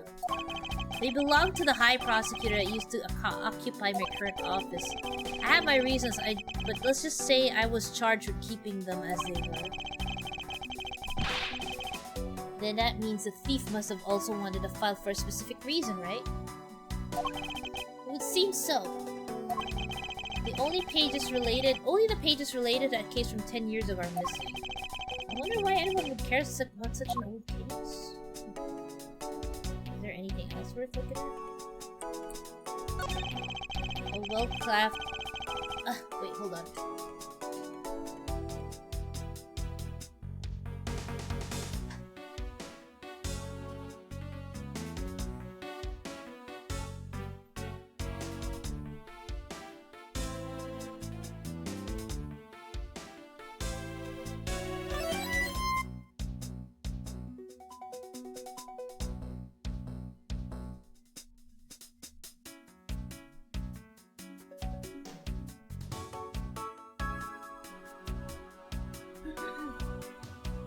Okay, I am back. Mellow Melon, thank you for following. Welcome to the stream. Oh my god, it's Doc. Life has me again. Hello, Minokalo. Talk about a luxury waiting area. These babies are also great for napping, you know. You would sleep even out here, detective, in the hallway.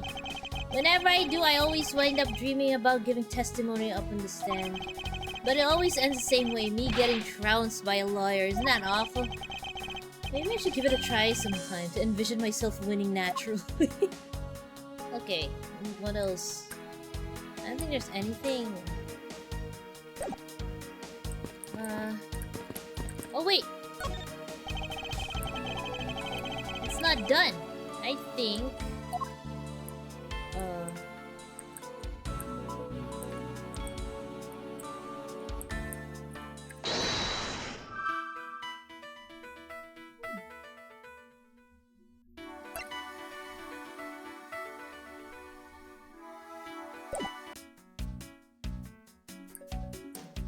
Is there anything? Why does it say...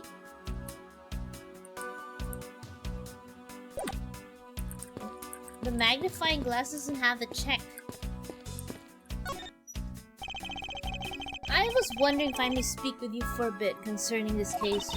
I've always been a big fan of the courtroom, but this is like a dream! A dream where I'm being cross-examined by the Miles and oh my gosh, she's a fangirl. I can't let this chance pass me by. I must remember to ask her about the master key. I should jog her memory by showing my notes to her with tea. Okay, wait. Have you ever met the victim before? Well, I've seen him a couple of times before when I had to go to Mr. Portsman's office. Mr. Faith was always playing basketball with Mr. Portsman, sir. That sounds like fun. Just once I'd have loved to play with him.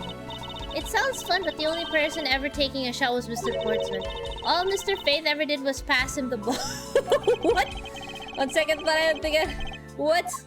That's so sad. Miss Maggie Bird, correct? I take it that you are an acquaintance of the detective? She was under my supervision back when she was still in the force, sir. One day she got caught up in a murder and things started going downhill, so she quit. But I owe it a lot to Detective Gumshoe for introducing me to my current employer. Or so I thought until a few hours ago, right before I was about to clock out for the night. You got caught up in this whirlwind of a case, correct? Don't worry, my whole life has been nothing but a whirlwind of bad luck and failures. Oh, poor Maggie. Ever since I was 6 months old when I fell from the 9th floor of my... What?! I've been hit by all sorts of vehicles, gotten sick from all sorts of foods, failed at almost every test I've taken, experienced almost every What the hell? 6 months old, the 9th? And now even I even managed to be named a criminal just when I've become a security guard. Oh my god!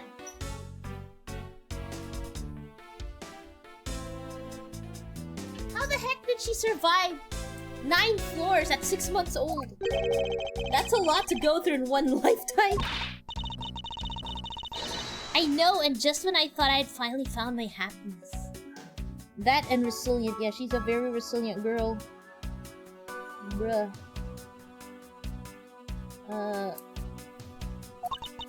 I wind up getting you and Detective Gumshoe involved in my bad luck.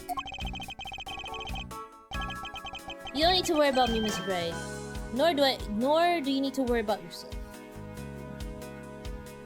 Okay. I will solve this case and prove your innocence. All I ask in return is for your cooperation. Yes, sir, Mr. Edward. You can count on me. I'll do all I can to help. Okay, we gotta present stuff to her. Okay. Oh. Let's present her the master key, I guess. So when did you discover that master key was missing? Okay, wait, hold on. By the time I realized it, I think it was around 1 AM, sir. And I noticed it was back at around 2:30, so it's like an hour and 30 minutes? It was just sitting there on the ledge where the security room's reception window was. But I'm sure that between those two times it was not just gone but stolen. Hold on.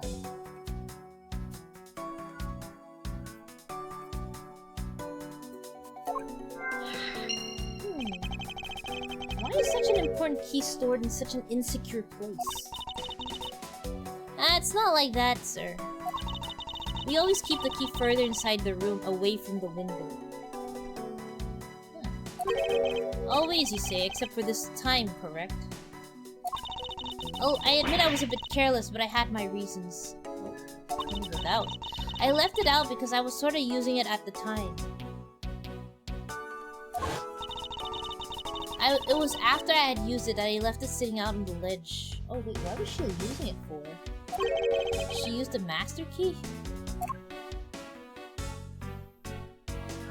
Why did she use the master key though? Oh, there we go. What did it mean by you used the master key? Oh, I had to use it to open the door for this prosecutor who'd forgotten his key.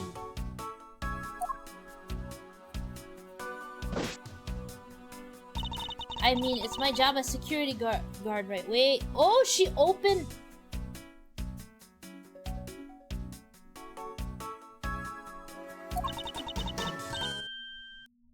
Ah! She opened the door! What is it? That's right, I just remembered. The prosecutor forgot his key. It was Mr. Portsman, sir. What? Please tell me more, Miss Bird, quickly. Wait, hold on.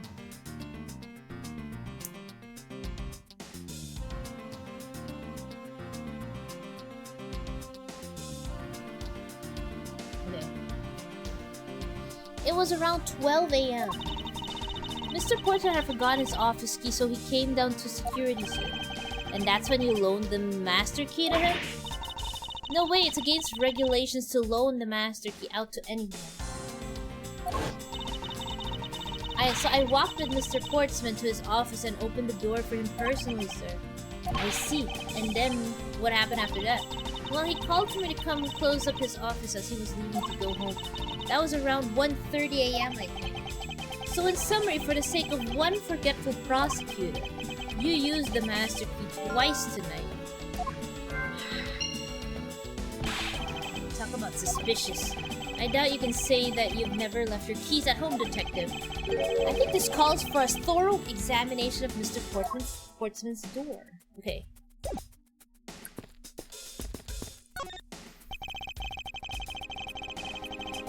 Okay, room 1203. I take it that this is Mr. Portsman's office. Yeah, you can't mistake it because of that basketball hoop, sir. Oh, that reminds me. Mr. Portsman had actually wanted room 1202 really badly. Oh. But since you were already occupying it, Mr. Edgeworth, we put him next door, sir. So why was Mr. Portsman so particular about getting room 1202? I'm not sure, but I bet it's because of something like his birthday is December 2nd? Yep, that's gotta be it. I can't think of another reason why. I can think of at least 3. Bah, why am I even wasting my... okay. The door is locked tight. I bet good old credit card trick wouldn't work here, huh, Mr. Edgeworth? This is the office of a high prosecutor, detective. These doors would be pretty ineffective if the average cat burglar could get through. Aha, so I guess only a great cat burglar could get in. That must be who our culprit is. Might I advise you to return that conclusion to whatever pawn shop you bought it from? Bruh.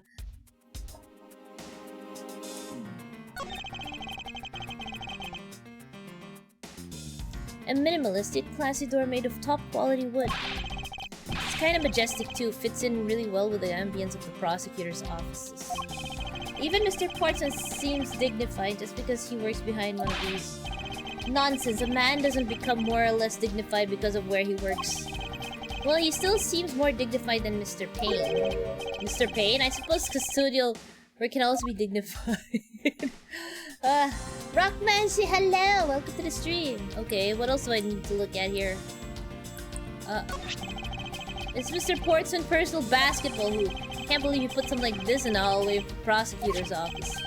But you know, it's actually pretty useful, sir. I haven't gotten lost trying to get to your office since it's been here.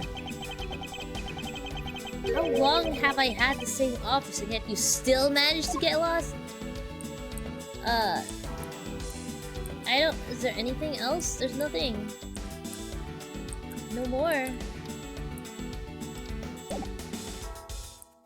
Okay, I searched everything. Oh, can I...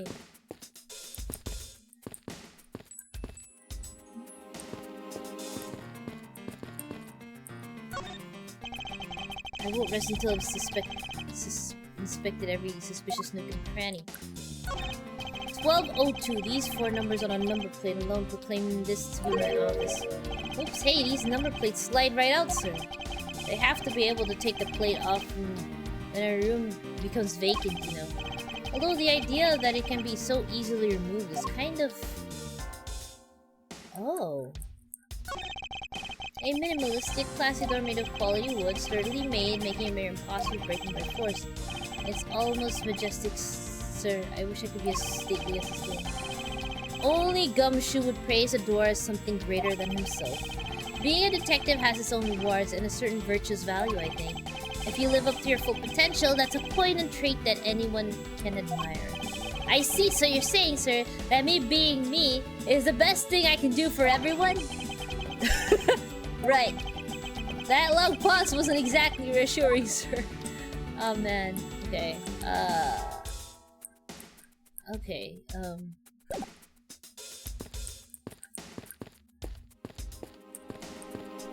Wait, hold on. So, can I, like... Okay, we can do something here.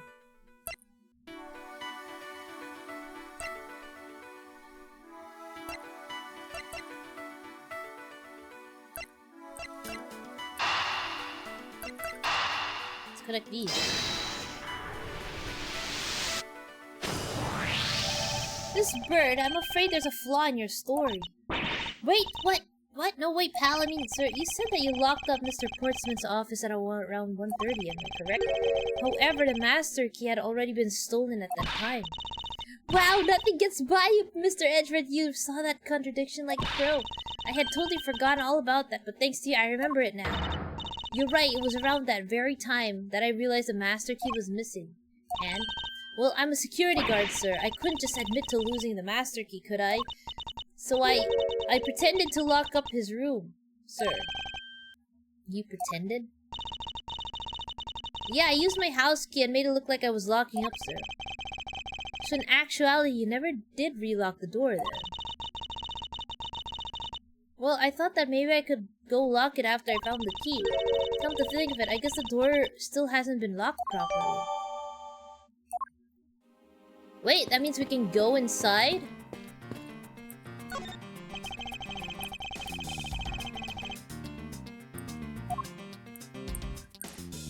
Oh wait, deduce. That means we can still go inside.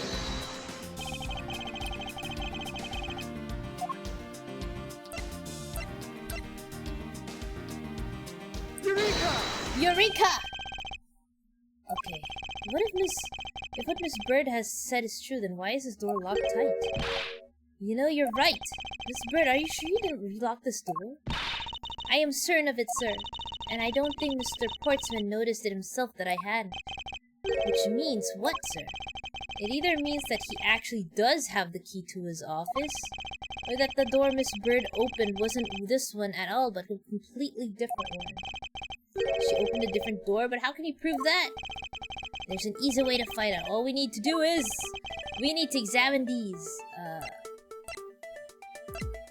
Number plate. And then prints on the number plate. They will tell us all we need to know. Everything? Really? Like what, sir? Oh, it's not the number plate. The doorknobs?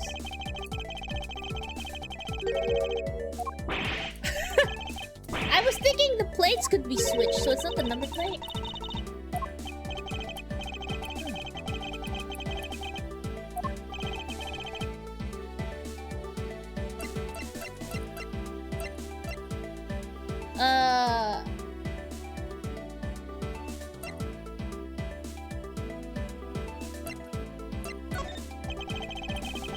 And the master key?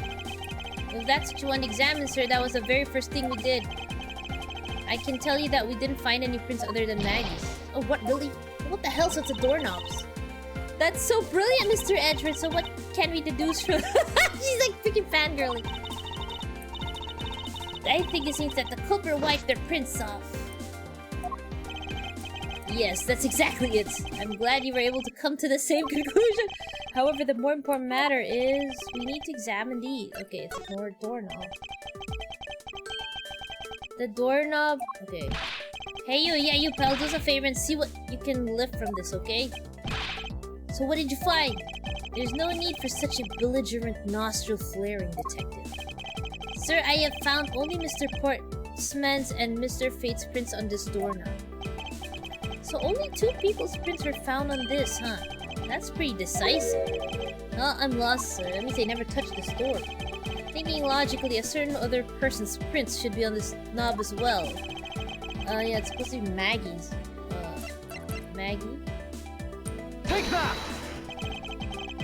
Don't you find it odd that the prints of the person who unlocked this door are absent? I mean, yes, the door that Miss Bird opened could not have been this one, but a different one. Okay. Huh. What have we here? Ah! There's a paper! There's a piece of... Looks like a scrap of paper. I'll get it, sir.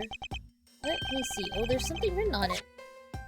I brought the 3 pieces of evidence by, just like we talked about on the phone, but it looks like you're out. Guess I'll catch up to you later. Huh. Note from the victim. And it's for Mr. Portsman.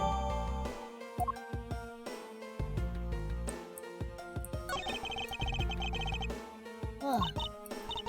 He's always ready for a match. Basketball, soccer, dodgeball, tennis. It doesn't matter what sport it is, he's game. Although I think it'd be a little hard to play tennis with this ball in the hole. That isn't the point you should be focusing on, detective. Okay. Bad Mr. Portsman. Someone should teach him to clean his toys up after he's done playing. Alright,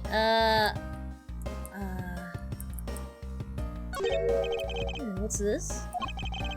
Oh! It's been moved! That's okay, detective. I just found the position of this hoop to be a little off. Hey, you're right, sir. I guess it shifted when someone made a seriously sweet slam dunk.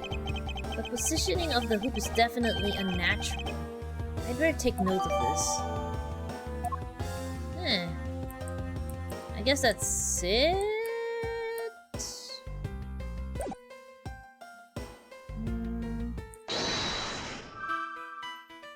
No, I can't do anything with these yet.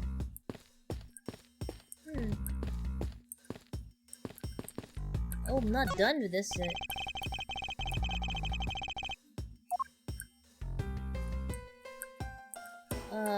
I can't do anything. Oh, the door. A minimalistic... Oh, same... It's saying the same thing. Mr. Payne.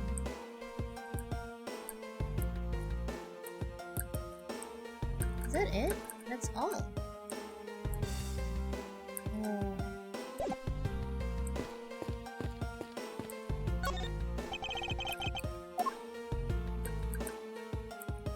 Oh! I don't see any signs of forced entry. And according to the guard, no signs that the lock was picked either, sir. Meaning that the door really was opened with a key. Huh, did you happen to ask if any prints were lifted from the doorknob? Apparently the doorknob's clean as a whistle, wiped they think. Whoever this thief is, they did a good job of not leaving any clues behind. Oh, we're done with that one. Yes! Full health again! Poking around this hallway has actually paid off quite handsomely. Huh? How so, sir? In a variety of different ways. I think it's time we had a little chat with the real culprit of this case. Okay, once we're done with this one, I think I'll end stream because I gotta do some stuff. I gotta do some stuff. As long as my logic is sound, then yes, the mastermind behind this murder is none other than Mr. Portsman. What? Mr. Portsman? I knew it. That's exactly what my logic senses were telling me too.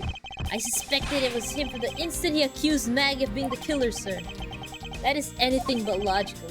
Lady and gentlemen, prepare yourselves. Come what may, it's time to knock on truth's door.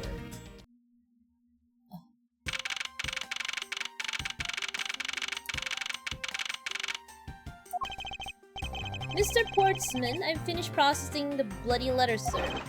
Alright, let me take a gander at it. Pass it here. Okay, looking good. You there, take good care of this. Oh, bruh. Well, if it isn't Detective Gumsh. The end of the line for you, Portsman. We got you now. Call up your dog, Mr. Edgeworth. This is some kind of joke. It's no joke. We know, Mr. Jack Portsman, that you are the guilty party in this case. You must be pretty upset getting chased out of your own room. I'd be mad too. So I guess you can stay if you promise to stay out of our way. You intend to hide your crime under the guise of a prosecutor doing his job? I can see right through this unsightly, paper-thin mask that you wear upon your collar. Who would have ever thought it would come to this? Actually, come to think of it, your mentor was Manfred von Karma, right? Oh, is he gonna... The legendary prosecutor who never lost a single case for 40 long years? But there was always this incessant chatter about forged evidence with that guy. Really teaches me that I've got to stay on the lookout for false accusations, you know. Are you done trying to play mind games with me because they don't work? The only thing you should be using that mouth of yours for now is explaining yourself. Although that too will only dig your hole deeper. Either way, your game is up. Well, aren't we full of ourselves, even though you have yet to prove anything? Okay. I have no idea what sort of hair-brained idea you have in mind, but there's a mountain of evidence that points away from me being the culprit. Besides, how, may I ask, do you propose I unlock your door and got in here? Look, I feel bad doing this to you, but I've got work to do, so we're done here. Sorry, but we are not finished yet. Boy, you're stubborn. I suppose you're basing your accusations on something? I'll show you what I'm basing my accusation on. With evidence. Okay.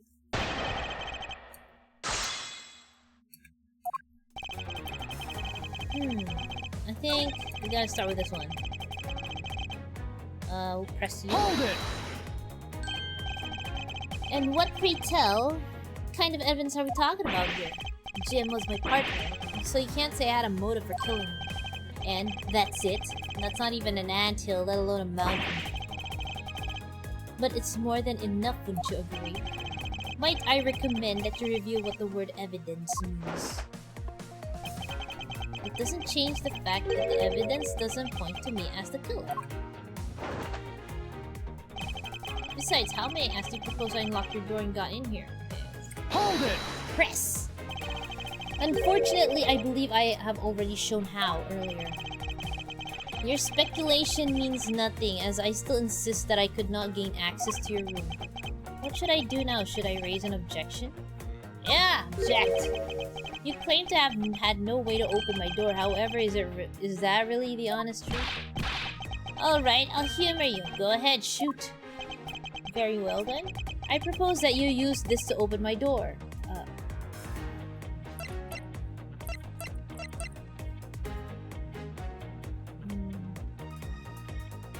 Take that! I believe you were able to open my office door with a master key, no less. Objection! Wait. Hold on for a second. I never laid a finger on that key, as you already know. Precisely, you were able to open my door without lifting a single finger. Well, maybe you did, but only to direct. That's right, you used your finger to direct this person to open my door with a key. Okay, where's Maggie? Maggie! Take that! You had asked Miss Bird to open your own office door for you, yes? Yeah, I kinda forgot my key at home. Happens a bit too often for my taste, you know. But the room you had Miss Bird open at that time was not your own, was it? What?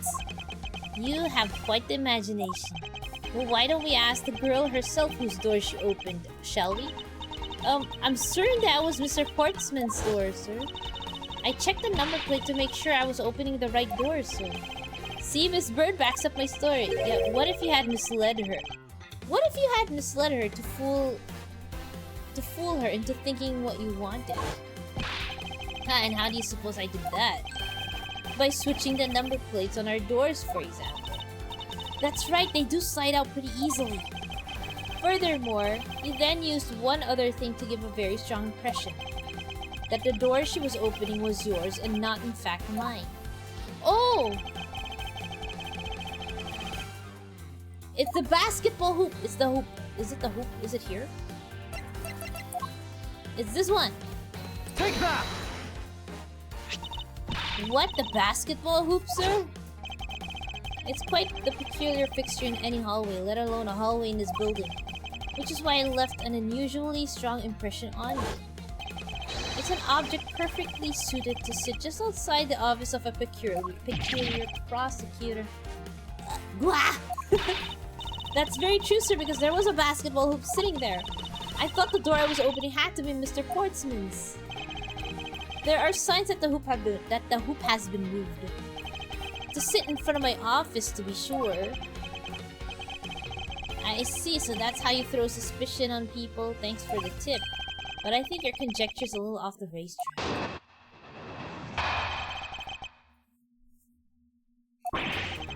Now you're just spouting nonsense. I had the girl open my office door. After that, I was in my room the entire time. You don't have a single reason to suspect me. Ooh, okay. So he intends to claim his innocence to the end, does he?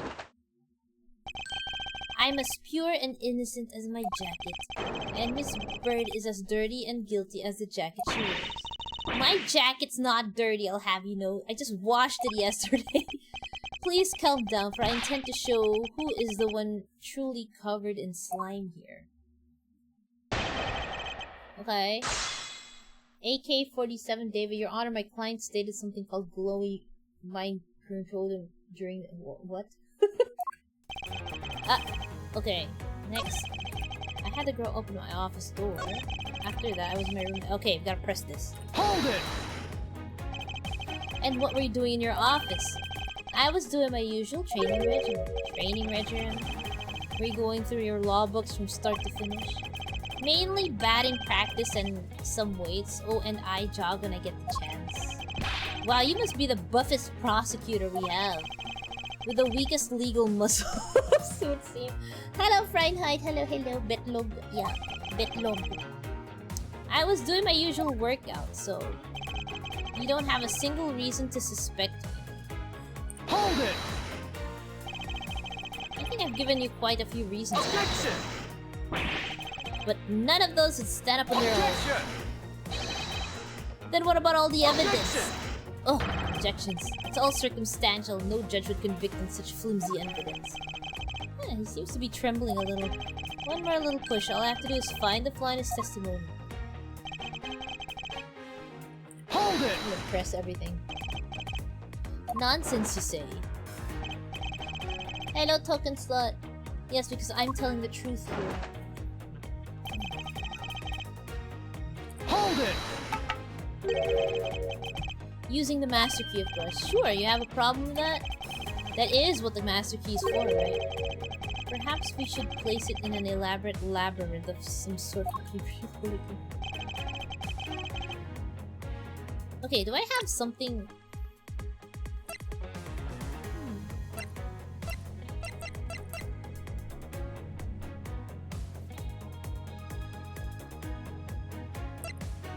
Oh, this one! Objection!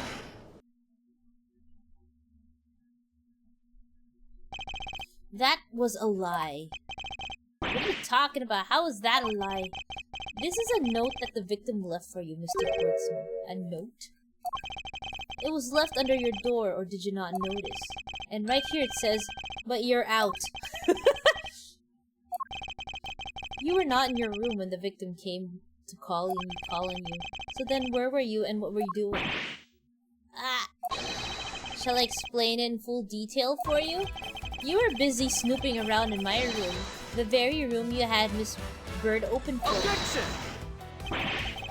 That's just nonsense. You have no evidence that I made the girl open your door for me. Oh, but I do. I have every decisive evidence. No way! This is proof positive that you had Miss Bird open the door for you. Wait, what?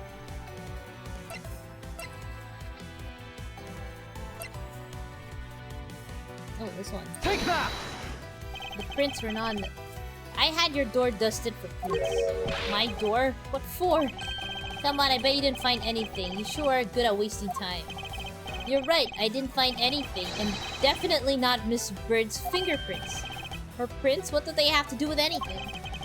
Let's put it this way, if she really was the one who opened your door, then her prints should naturally be on the doorknob she touched. Ah! Further, all of the prints on my office door's knob have been wiped off clean. I can only assume it's because Miss Bird's fingerprints were on it. Don't you think it's time you gave up your charade? We know you stole into my office with the intent of stealing something from me. And Detective Faith found you out. Possibly because he heard sounds coming from a room whose occupant was on leave. Mr. Portman, you killed Mr. Faith the Silencer. And I had the misfortune to return when I did. You had to threaten me as you escaped. Naging kalbo siya. As I said, when you had the gun to my back, no one gets away with committing murder in my office. Is he gonna break down? Is he gonna break? Oh, he's laughing. And just what's so funny, pal? Oh, that look of stiff seriousness on the face of this office's finest prosecutor, as he makes a huge mistake in accusing me, is simply too much to bear. There's just nothing else like it in the world. Wait. What? Mr. Edgeworth just explained it all, and he even backed it up. You're the murderer. Stop trying to be slippery and just admit to the crime already. And as I said earlier, it's also circumstantial, so full of conjecture. You say you checked my doorknob for prints? Well, I can readily confess that I had wiped that knob down well. Eh? I'm a little obsessive-compulsive, you see. I didn't want to touch a doorknob that you had touched. Which is why I wiped the knob down as soon as I could after you opened the door. After that, it makes perfect sense that only Jim's and my own prints would be on there. You made that up just now, didn't you? Furthermore, as for the note Jim left for me, do you know exactly when that was? For all we know, he could have left it before I arrived at the office. Like early evening, for example? Are you saying you failed to notice a note in your doorway? Hey, even geniuses fail at times. I was probably too preoccupied by work-related matters, although that's no excuse. Well, that's just a flat-out lie. There's no way you didn't notice a note of that size. But you can't prove that, can you? Say something, Mr. Edgeworth. Back me up here, sir. Portsman makes a good point. I can't prove that he didn't simply overlook it. Besides, I have an airtight alibi. Airtight, you say? I only just realized that I had one as we were talking. I guess it would have been better for all of us if I had told you sooner. Okay, alibi? If memory serves, you came back to this office at around 2 AM, correct? And it was then that you had that unfortunate confrontation at gunpoint with the culprit. But exactly that time, I was down in criminal affairs. Ask around. I'm sure the other detectives will corroborate my story. It's the perfect alibi. Do you really think it's that perfect? Like I said, I don't care. Ask around all you like. You'll see for yourself. Detective Gumshoe. Sir, yes sir. I'll go check out his alibi, sir. Be right back. Mr. Edgeworth, sir. I think we're in trouble. It's just like Mr. Portsman said. The guys down in criminal affairs said they saw him around 2 AM. You see? Oh, which case are we on? This is the first one. All of the evidence points to him being the culprit. So there must be a contradictory point in his alibi somewhere. Okay.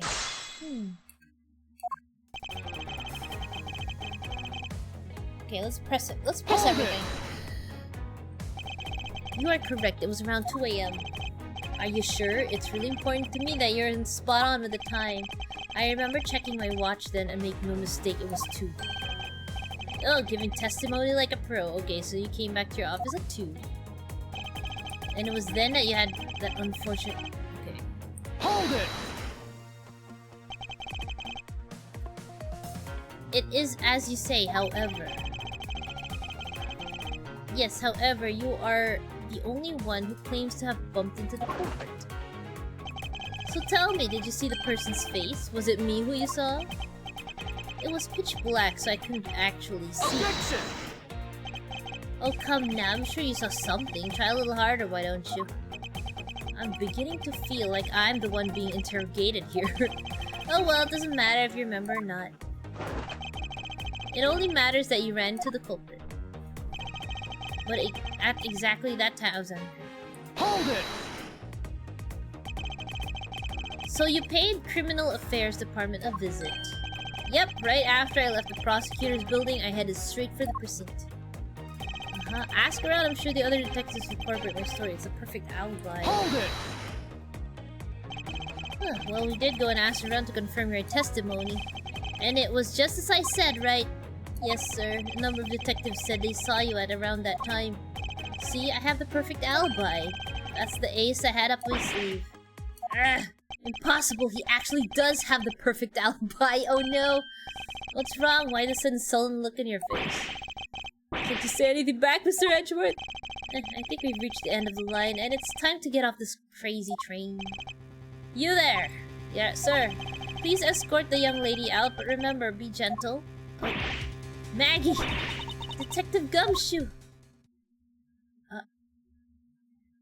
What the fuck is he objecting to? Is there nothing I can do? There must be a way to turn the situation around. If only I had a clue. Did I miss out on something that can help me cast doubt on his alibi? What could cast doubt on his alibi? I need to calmly think this through one more time and with logic. Oh, we're gonna do this. Oh! The culprit rearranged my files twice. Once before and once after the murder. Why? Logic power, let's go. Other than the victim's gun that I found there, could there be another gun in play here? The intruder I met could not have been Mr. Portsman, then who could it have been?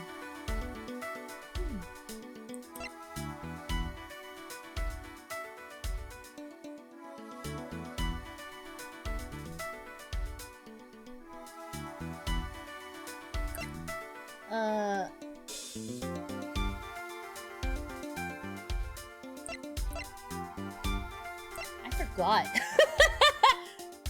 Oh my god. The culprit, is it this? Rearrange my...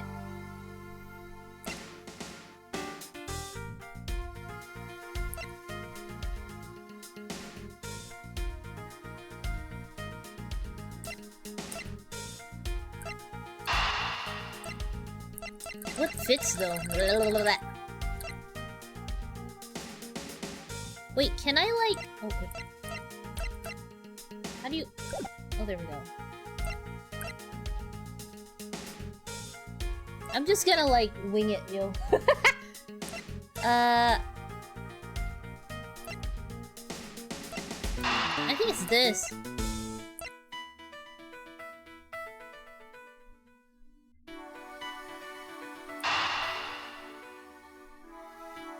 I don't know.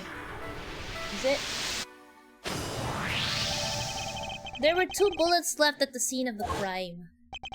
One that robbed Mr. Faith of his life, and one that nearly robbed me of my jacket. However, the murder weapon only shows sign of being fired once, meaning that it is entirely possible that a second gun was used in my office tonight, But seeing as how the killer had to steal Mr. Fate's gun, I doubt the killer had another gun up their sleeve. Therefore, the second gun could have been the property of an entirely different person. Which could mean that there was another person who paid a visit to my office tonight.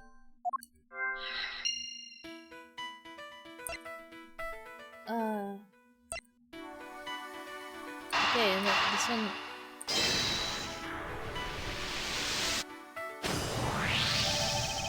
Supposing there was yet another visitor tonight, that would also resolve the issue of why my shelves were appended twice. We know that the shelves were disturbed once before and after the murder, so it shouldn't be much of a stretch to think that it was the work of two different people. Once by the person who stole the victim's gun and then killed him with it, and once again after the murder by our second culprit, who was the owner of the second gun. If we suppose that the second culprit's gun was the one that was pointed at my back... Objection! Oh, he objected. Mr. Portson, it seems that I need to amend my assumptions regarding this case. Great, so you finally come to your senses. Mr. Edgeworth, sir, what are you saying? This has been a big misunderstanding on my part from the start. I had assumed that the person I ran into was the killer, but that may not be the case. What do you mean? The person I ran into was just your average thief. A thief? But, sir, doesn't that cause some sort of contradiction in the facts? Not at all. It simply means that the killer was someone else. And it means that in actuality, two culprits stole into my office tonight. What do you mean, two? It explains both why my shelves were disturbed twice and how there were two guns. Mr. Portson tricked Miss Bird and gained entry into my office. Now you're just leading the argument. You still don't have any actual proof, no. If you could please go along with my hypothetical scenario for now, Mr. Portsman. In the end, if you really are innocent, you should have nothing to worry about. Now then, returning to my scenario, Mr. Portsman was out to steal something from me, which is why he checked my secret safe and ransacked my shelves. For this is the first time. So then this would be when the files were put back in the wrong order, right? Correct. And then, just when he was about to look somewhere else, who should walk in but his own partner, Mr. Faith. Why did Mr. Faith come into your room, sir? He probably had business with Mr. Portson, which is why he was in the area. But that's when he noticed sounds coming from my office, would be my guess. Oh, because you were supposed to be away, right?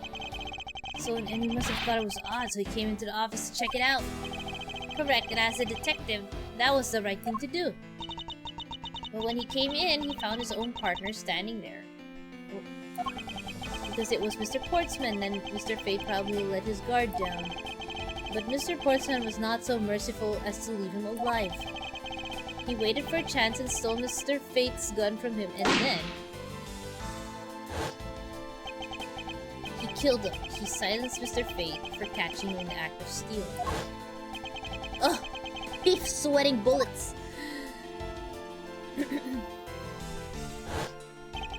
This was the moment in which the first shot was fired and one that landed on my files.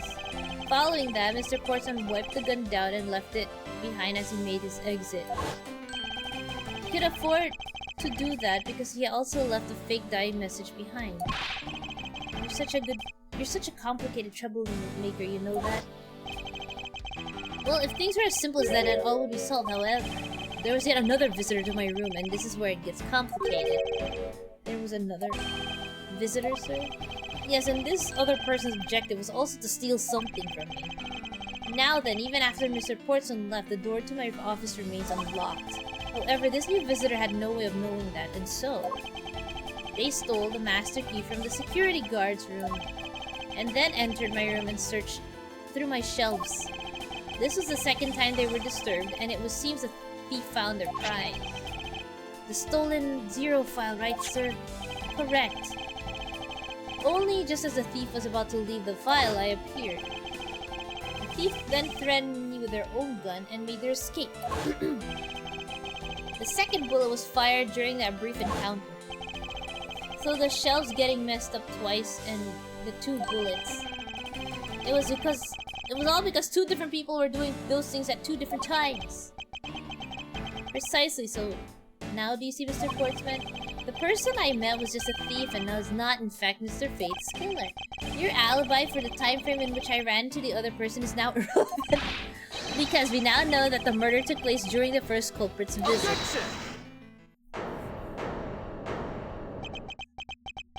Oh god, he just... Okay.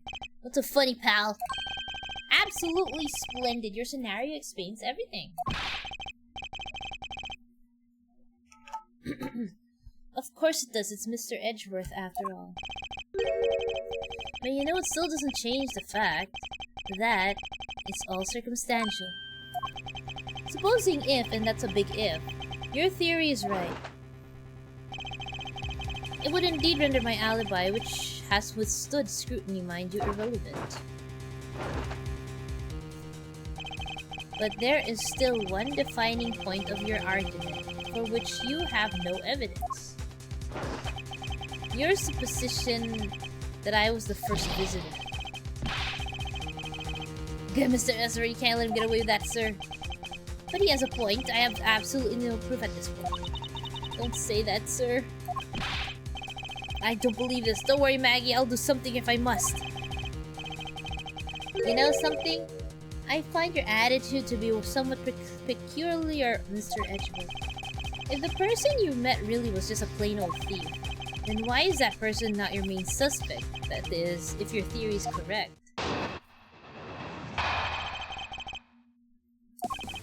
That thief you ran into should be your real suspect, wouldn't you say? We should be out there looking for that thief right now. They might still be nearby.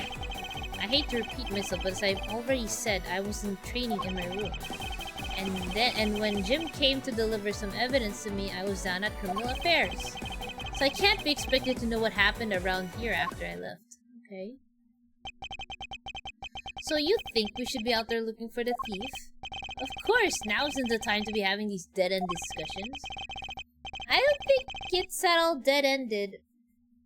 I find your alibi to be fascinating. Let's continue where we left off, shall we? Oh, I know he's lying. I know he was here at the scene of the crime. We just have to find a way to prove it. I think this is the last one.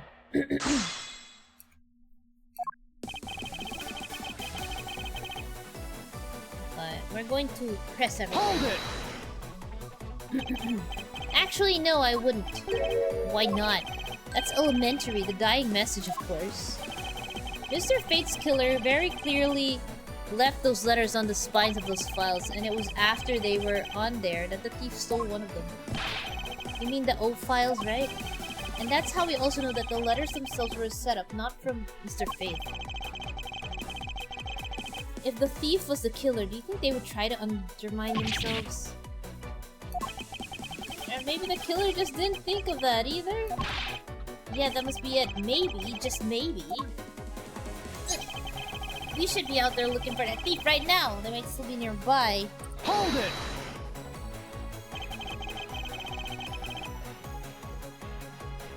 Once escaped, I highly doubt a thief would linger nearby. Well, you never know. Maybe they didn't get what they were really after. Oh, you talk like you know quite a bit about this thief. It's nothing like that. I have no idea about anything after all.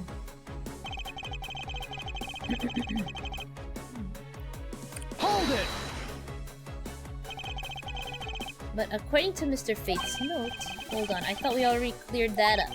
Did we say that Jim left that note for me in the early evening? If you have proof that he left it at a different time, say just before he was murdered.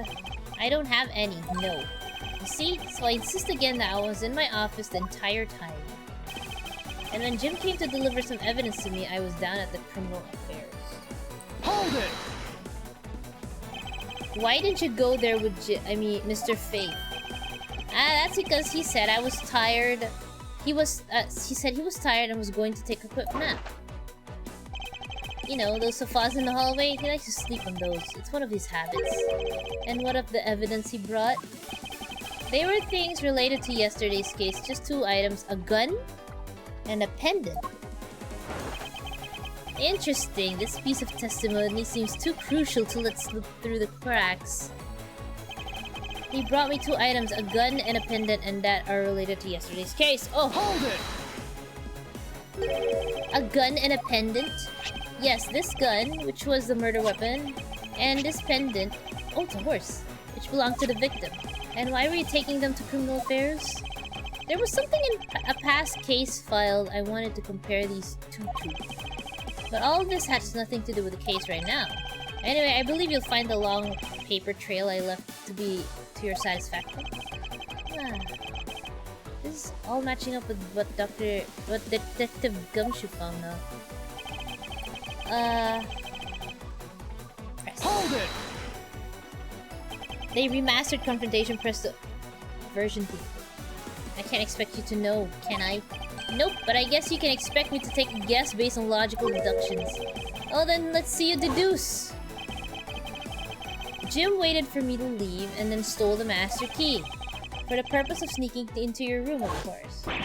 And that's when Mr. Bird caught him red-handed and the murder occurred. It's all exactly as I had laid out earlier. Okay. Okay. It's that one. Where's the gun? There we go. Okay. Evidence, Oh wait, how do you...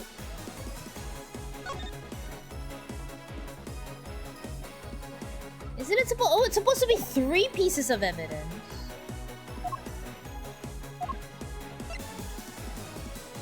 Okay, I think it's this. Objection!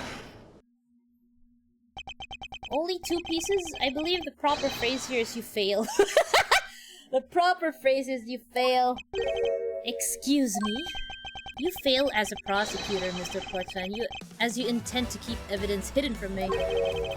What are you talking about? I haven't hidden anything from you. Well, here's a piece I think you should read carefully. Ah! It says Mr. Fay was bringing 3 pieces! Yes, and this is the victim's real dying message to you, Mr. Portsman. I can't believe to get tripped up by this simple arithmetic. Where is the missing piece of evidence? It's... You have it, don't you? Only the guilty would make such a face. Detective Gumshoe. You don't have to say it, sir. I'll pat the guy down from head to toe. He's gonna search him. Wait, don't come any closer, I'm warning you. This is all part of the investigation, pal, so don't even think about stopping him. He just searched him? Hey, what's this? Oh, it's a tape. He had this on him, sir. Despite what you said, it would appear that you do have something to hide. But why would he hide something like that?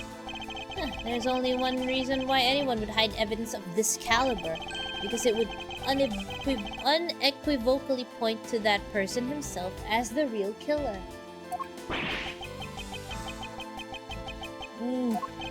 Let's examine this videotape in a little more detail. For the section of the tape that will drive the last nail into his coffin. KG8 incident?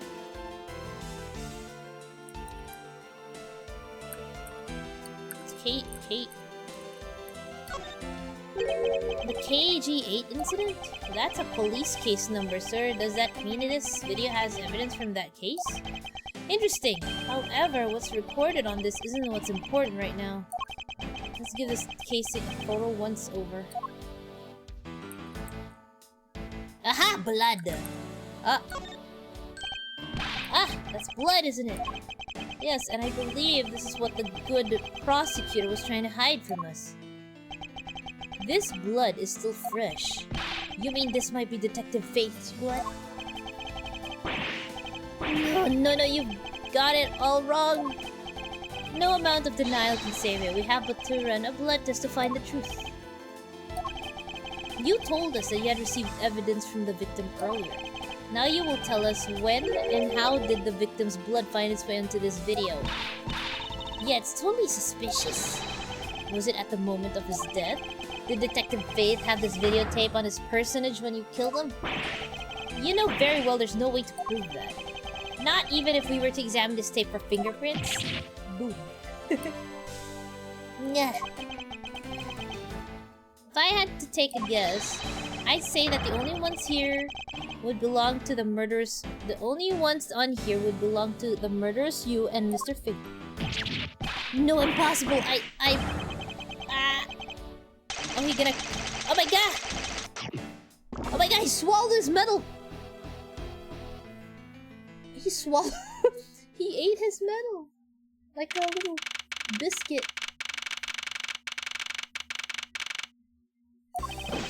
Mr. Portsman has been placed under arrest for the murder of Detective Buddy Faith, sir. Very good.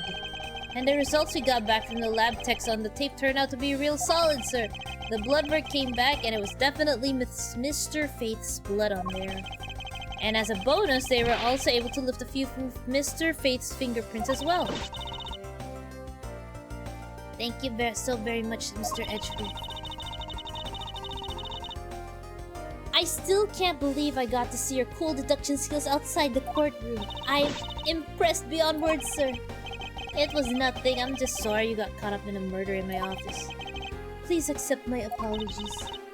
Well, it was nothing really compared to what I've been through. I mean, I consider myself lucky that it was only a burglary and a murder this time, sir. If it had been a hold-up or a hostage situation, I'd have thrown my hands up in the air. I think I'm finally rising up from a goddess of misfortune to just an unlucky person. Something tells me that we should have hired a different person for security detail. Oh man. You know something, sir? That Portson really was one corrupt prosecutor. And why would you say he was corrupt? Well, I heard that there were a number of suspicious things related to his court cases. There's even rumors about how some of the evidence he uses is forged, sir. Forged evidence, huh?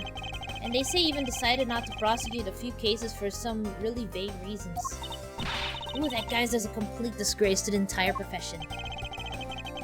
We never did get around to asking what his reason for breaking into my office. Yeah, whenever we got near that topic, he just clammed up. Although we can be pretty certain that it was to steal something. This is just between you and me, sir, but there's a rumor that some sort of huge organization is involved behind the scenes. Oh, well.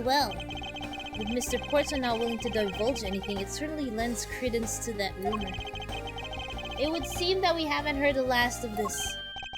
Huh? Then Mr. Portsman isn't the bad guy? I didn't say that, but rather that there are still many more mysteries for us to solve. For example, we still haven't figured out the significance of this piece of evidence. Wait, what evidence? Wait, what? Eh? Which one? Oh, the safe?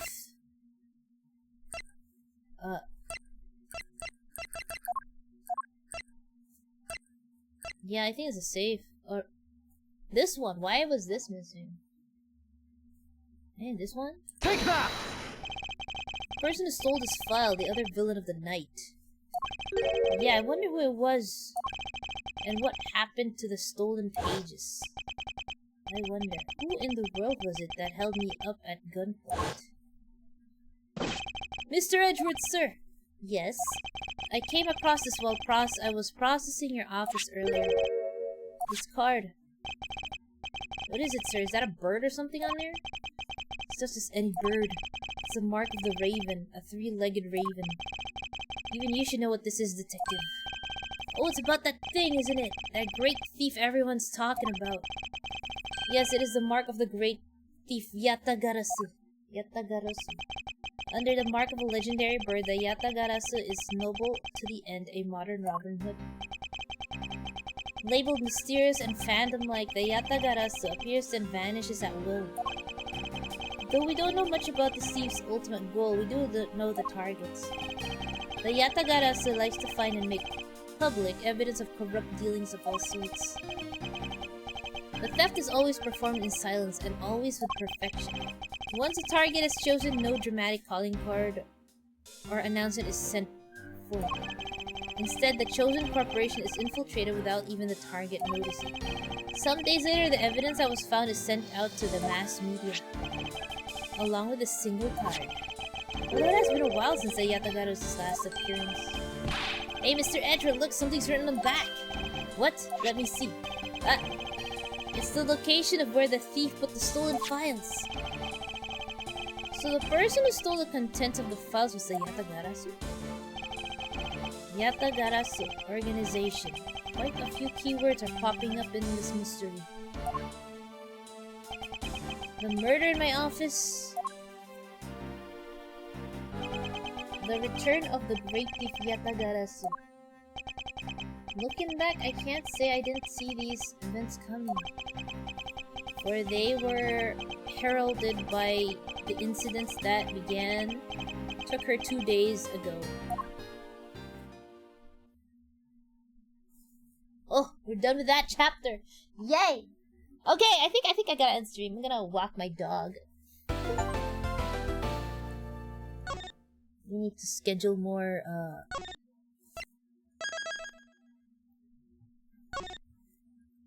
Okay, I think we're done. We're done for today. What is the next chapter? Oh! Franziska von Karma. Here we go. How do I...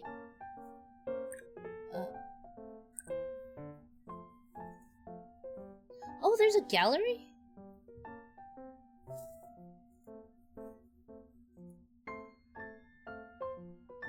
Hey! Wait, look at this.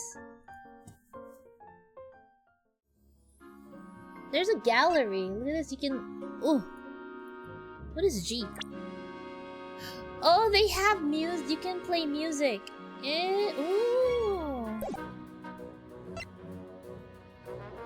Are these... I guess these are the achievements. Photo album. Oh, these are all the... Okay, the illustrations. Character compendium.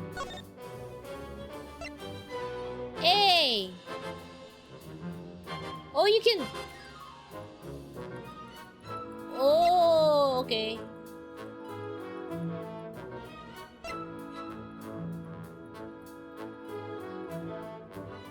These are the sprites. Confrontation? Oh, okay. Documentation, what is this? Oh hey, they have like the illustration, the art. Oh. Yo. Hey, look, this is how Edward looks like without his bangs. Yeah, reference sheets. This is so cool.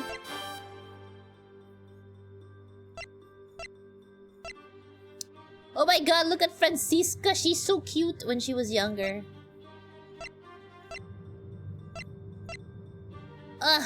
Emma Sky. Emma Sky is so pretty.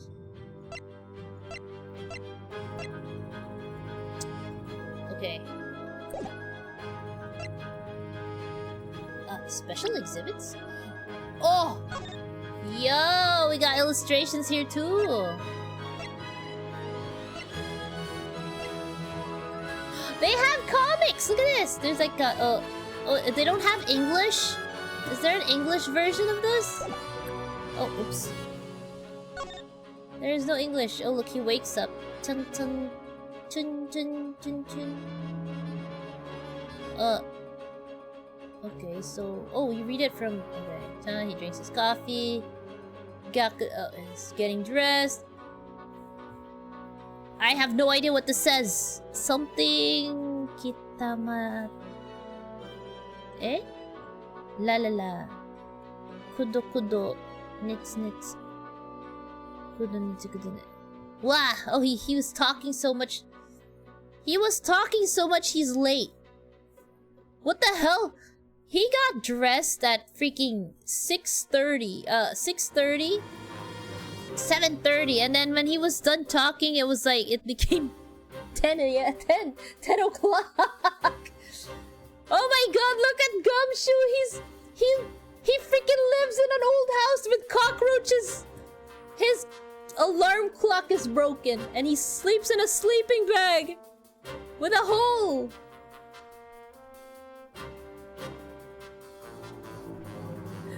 Bruh. Okay. Wo kitama... Eh? Oh, I think this is basically, Edgeworth calling him and saying a lot of things. Ano Mirugi something something. Oh. Oh, okay, they were talking to each other.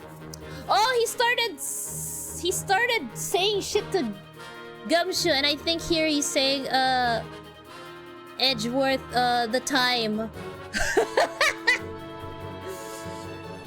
Oh, Jika, I think it's Jikan. Oh, Jikan ga. Wah!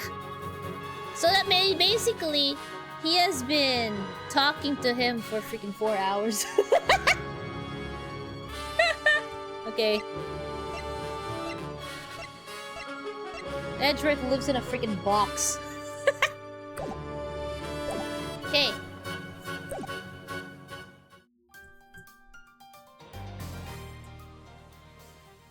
Gumshoe's me for real. With the roach crawling on your walls? Okay. I gotta walk my dog. Atsupon, guys. I think, wait, let me look at my stream schedule. You know, tomorrow's stream is gonna be at night because I got a lot of stuff to do. Like, even though it's a holiday, I have so much things to do. Yeah, tomorrow's Ace Attorney investigations. Wait, let me see. What do I have to do tomorrow? I have like a freaking calendar of stuff that I need to do. Oh. Oh yeah, I am definitely busy tomorrow. Oh, shoot. I might stream maybe in the afternoon, but it's gonna be like I don't know, guerrilla working stream because I got some stuff to do. Busy at Chinese New Year. Yeah, I'm not really Chinese. Let's see.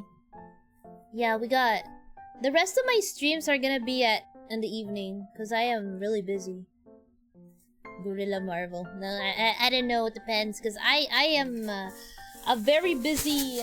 I am very busy this week, especially this week because it's almost the end of January, and I still don't have a job yet. I'm still a freaking NEET, so I gotta fix my requirements and you know, I gotta start working. It's just that a lot of things, the requirements are hard. They are not easy to get. It's annoying. It's super annoying.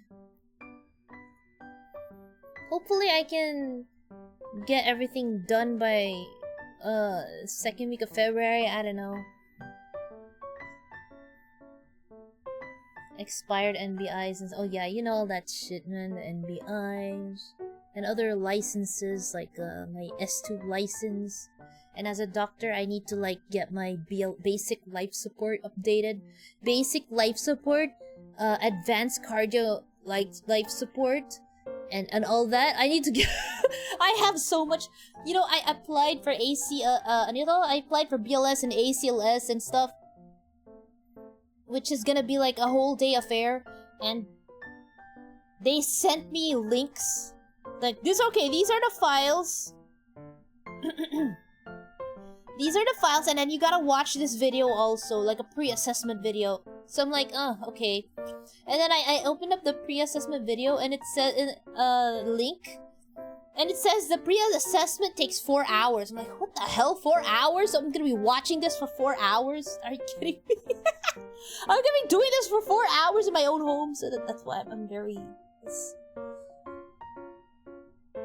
That does not sound like a NEET. Yeah, no, I'm a NEET, but I'm preparing to get a job. But there's just so many things I need to do. Watch it actually, yeah, that's a good idea. I just watch it 2 times the speed. Too many certificates you need to get in this country. Yeah, there's a lot of shit you need to do. It's annoying. It's very annoying, actually. And it's not easy because, you know, you think you can finish everything in one day, but no. You can't. I like today, I thought I'm gonna be able to finish what I need to do in the morning, but no, I couldn't. And I'm like, what do you mean I have to go back after Chinese New Year? Are you kidding me? I have to go back after Chinese New Year? So like, everything that I planned, like I planned to finish everything this week. I don't think I can finish it this week. It's gonna extend to like next week. And it's annoying. It's shitty. I don't like it. So yeah, I have to like, but yeah, I gotta fix up all the requirements I need, because I really need to get a job. I need to start working. It's like 1 month of me doing absolutely nothing. Well, not really absolutely nothing, but like not working. And as soon as I have my own office and start, you know, trying to get patients, I gotta get patients. We gotta attract patients. I'll let you guys know once I'm actually like ready to work, and then we gotta come up with plans to get patients to my office.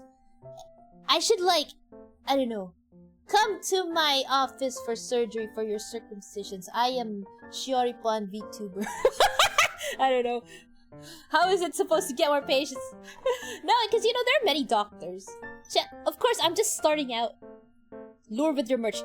Come to my office, get free merch. Free tule!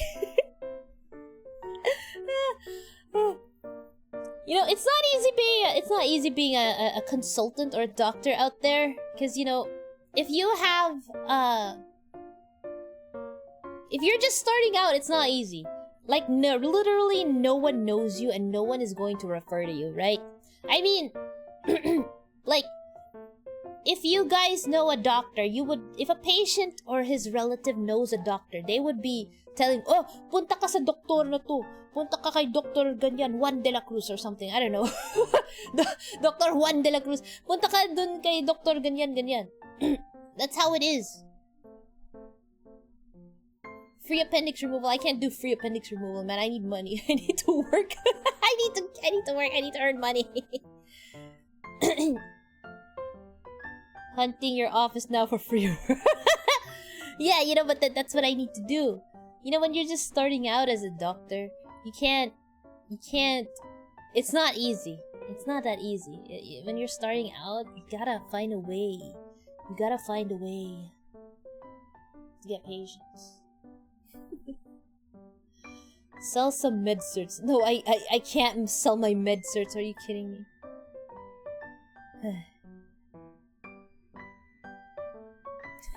Anyway, let's go raid somebody. Let's go raid somebody. Who do we raid? Who have I not raided in a while? Only a few people.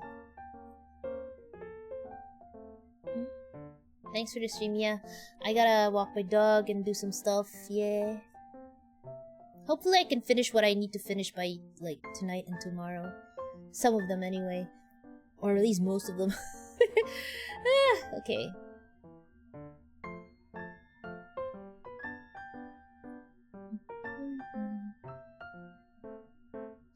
Okay, let's go raid, Yupina. Yupina is playing... Oh, she just started 17 minutes ago. You'll be fine, Doc. You can do this. If you can do VTubing while being a resident, it's easy peasy. I hope so. You see, I'm thinking of two things. I'm thinking of two things right now. One is, like, the part-time job of this as VTubing. Like, transitioning this into a part-time. And then the next is, like, my main job. It's not easy, but I'm trying. I'm trying my best. Alright, let's go raid. You will raid Yupina. Raid Yupina. Oh, oops. Oh, Yupina. There we go. Hope it goes well. Yeah, me too. I hope it does. Yeah, I have a very clicky keyboard. I love it. I love the clicky. Clicky clicky. It's because also that my mic is very near the keyboard. That's why you hear it more. If I placed my mic a little higher though, maybe I should place my mic higher. But then it's gonna cover the screen.